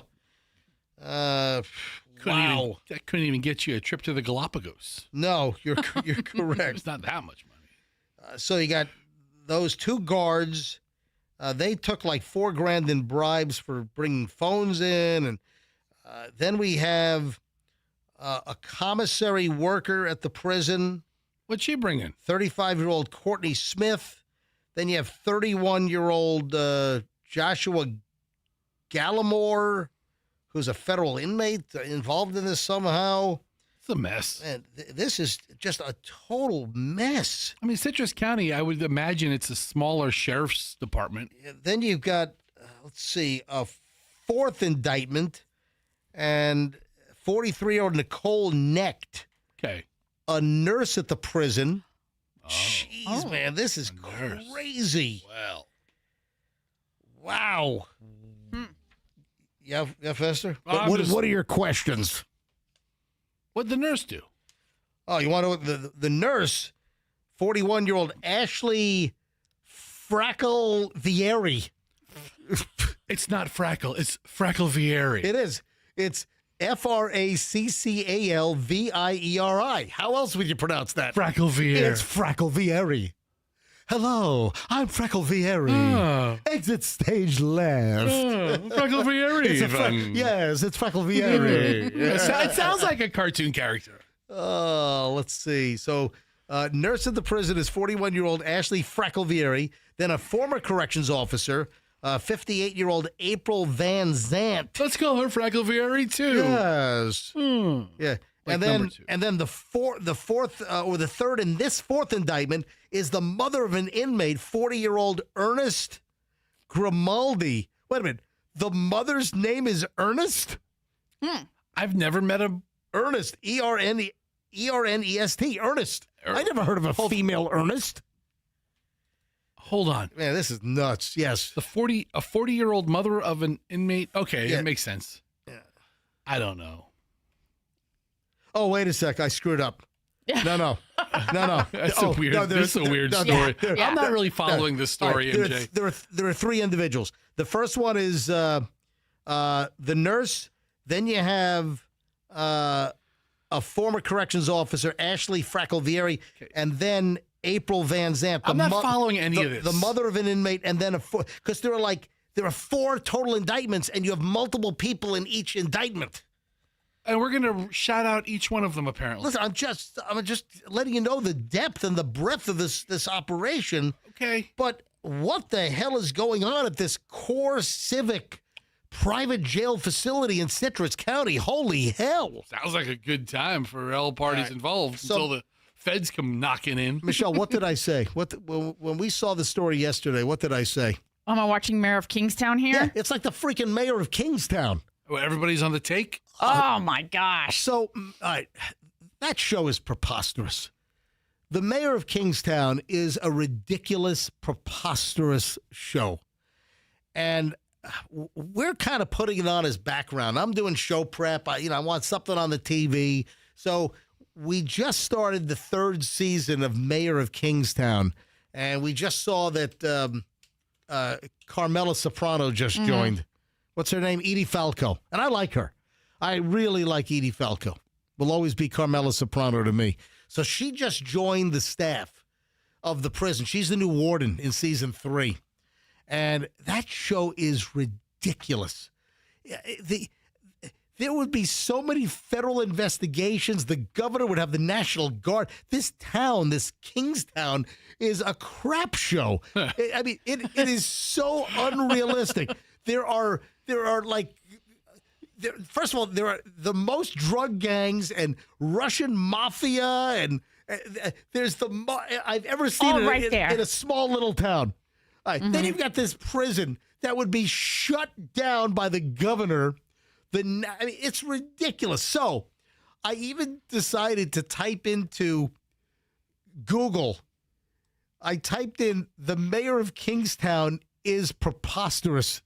And you know what Google AI spit out at me? You are correct. Mayor of Kingstown is frequently criticized for being preposterous, relying on extreme, often unbelievable scenarios and a shameless refusal to adhere to realism. While some viewers enjoy its intense, gritty, fast-paced nature, many critics and viewers find the plotline, specifically the street version of Yellowstone melodrama, to be over-the-top, repetitive, and a mess. Michelle, have I said all of that to you? Pretty much. Yes. Mayor, it's terrible. I'm sorry. But it's fun. Like, it's just a fun, we're watching it. We like Jeremy Renner. He's such a great actor. No, we love if public officials on the take. Yeah, I mean, the storyline is, yes. It's happening in real life. So it's just like, am I watching the news or am I watching the show? I love corrupt members of government. Yeah, it's just background slop for us is what it comes down to. Like whoever approved that Trader Joe's in South Tampa. Yeah, exactly. I mean, that person, they're living on a yacht right now. Yeah, still, that's the biggest mystery locally. How did the Trader Joe's in South Tampa at Swan and Southdale Mabry, how did that ever get zoned? That's a crap show. All right, so guess who shot himself in the leg? Is it like somebody famous? Is it like Leonardo DiCaprio? No. Who?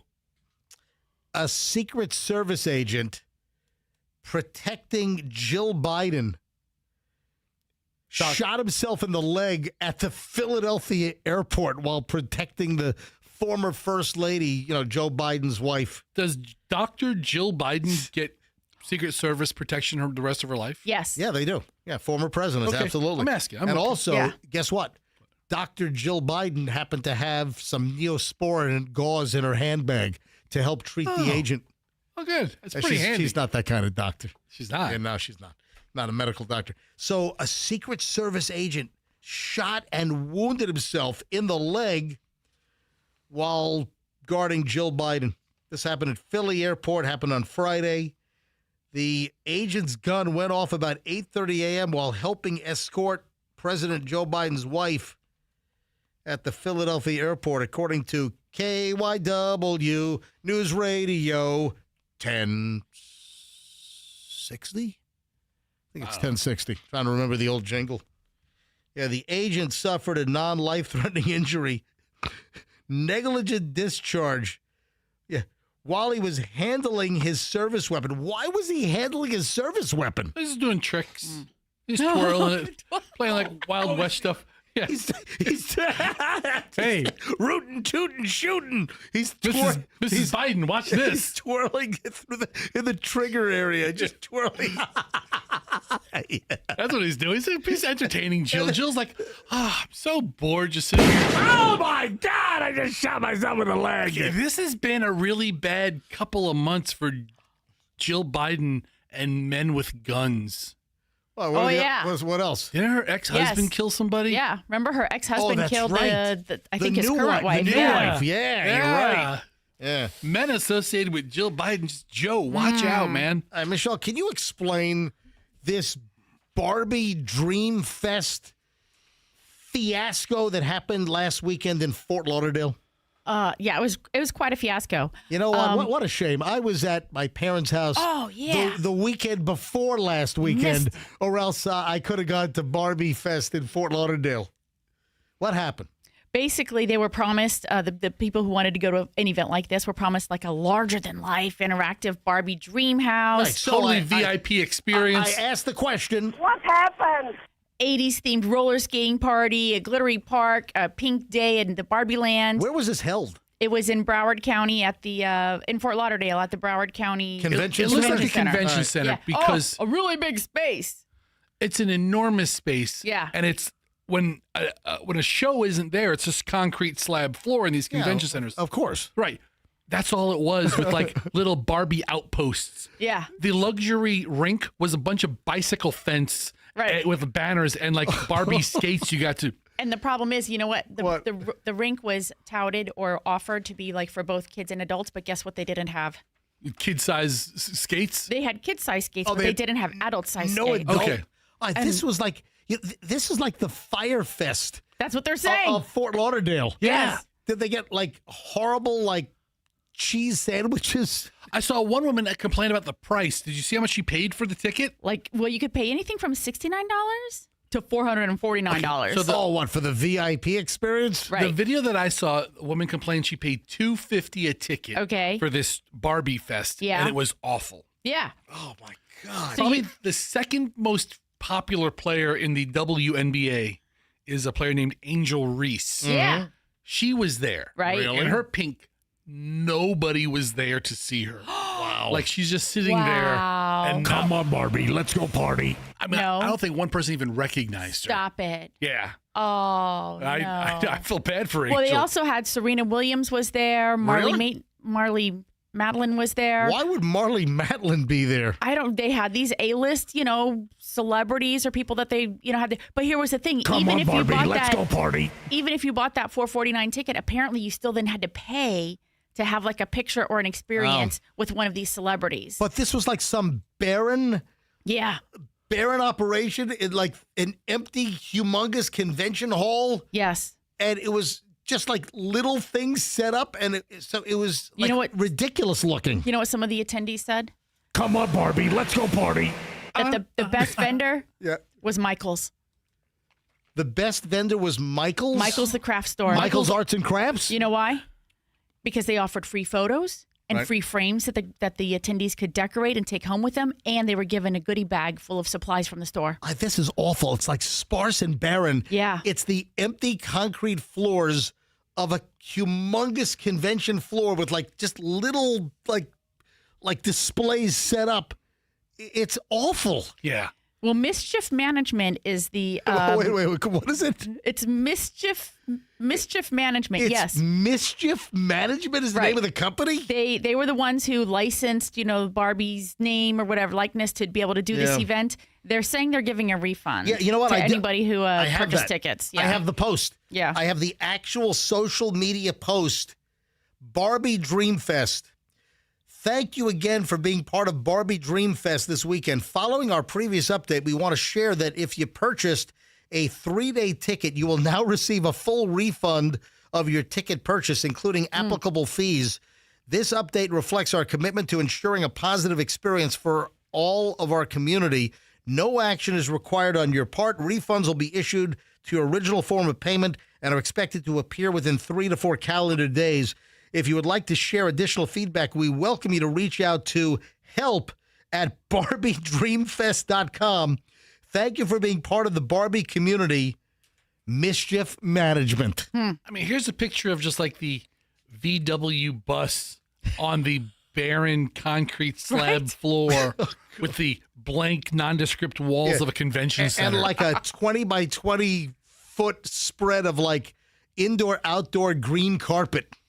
I mean, and they had a couple of arts and crafts tables. Mm-hmm. I mean, this is a joke. They sold drinks and cookies, but it's just really a poor event. Oh, it's like wide open. It's like this giant warehouse with like a couple of specs in it. Yeah. Imagine like an Amazon fulfillment warehouse that's empty, and you got a couple little Barbie things spread out in this massive cavern. That's what this Barbie Fest was like. Oh, my God. It's just a mess. All right, a couple of celebrity things before we get out of here today. Did you see that a former stalker of Billie Eilish was run over by a train? Sorry for that. Does Billie Eilish feel good about that? Well, that was my question. The stalker is not going to be stalking any longer. Rest in pieces. A man who was once arrested for stalking Billie Eilish, the kind of weirdish pop singer, the talented artist, was run over by a train on Long Island.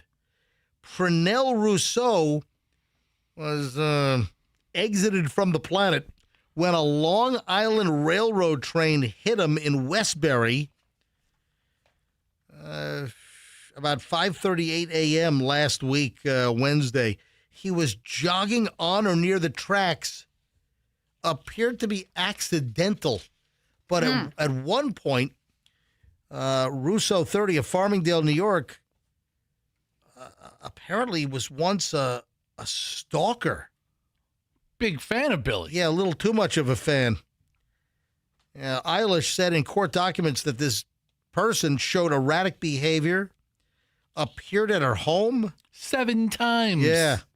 Yep. Was arrested and now hit by a train. That's crazy. I will say, I'm looking at this Rousseau's history. Yeah. It seems like he had a very brief relationship with stalkers. Or being a stalker. Being a stalker. Between May 4th and May 7th, a 3-day span were the 7 times he went to visit. Back in 2020. Okay.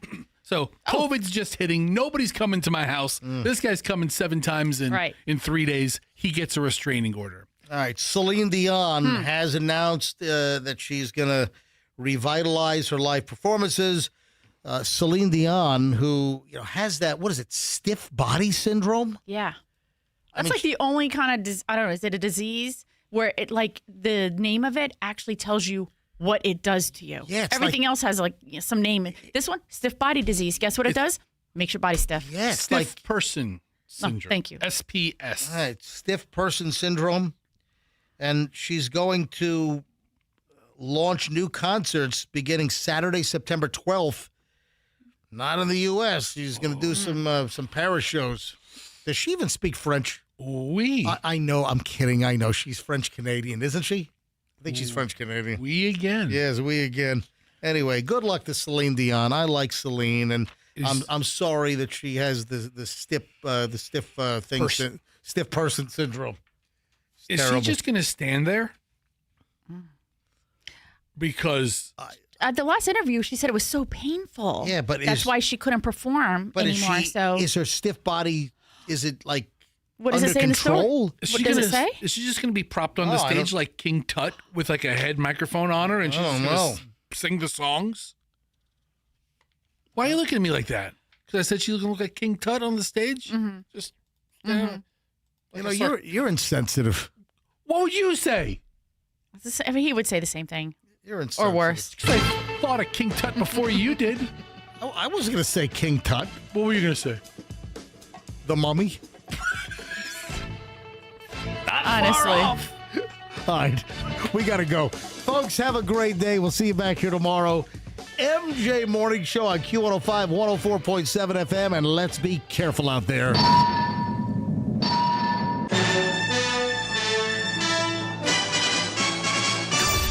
The MJ Morning Show is protected under the laws of the United States and other countries. Unauthorized duplication, distribution, or exhibition may result in civil liability and criminal prosecution. All rights in this work are reserved for purposes of laws in all jurisdictions pertaining to data mining or AI training, including but not limited to Article 3 of Directive EU 2019-790. This work may not be used to train AI.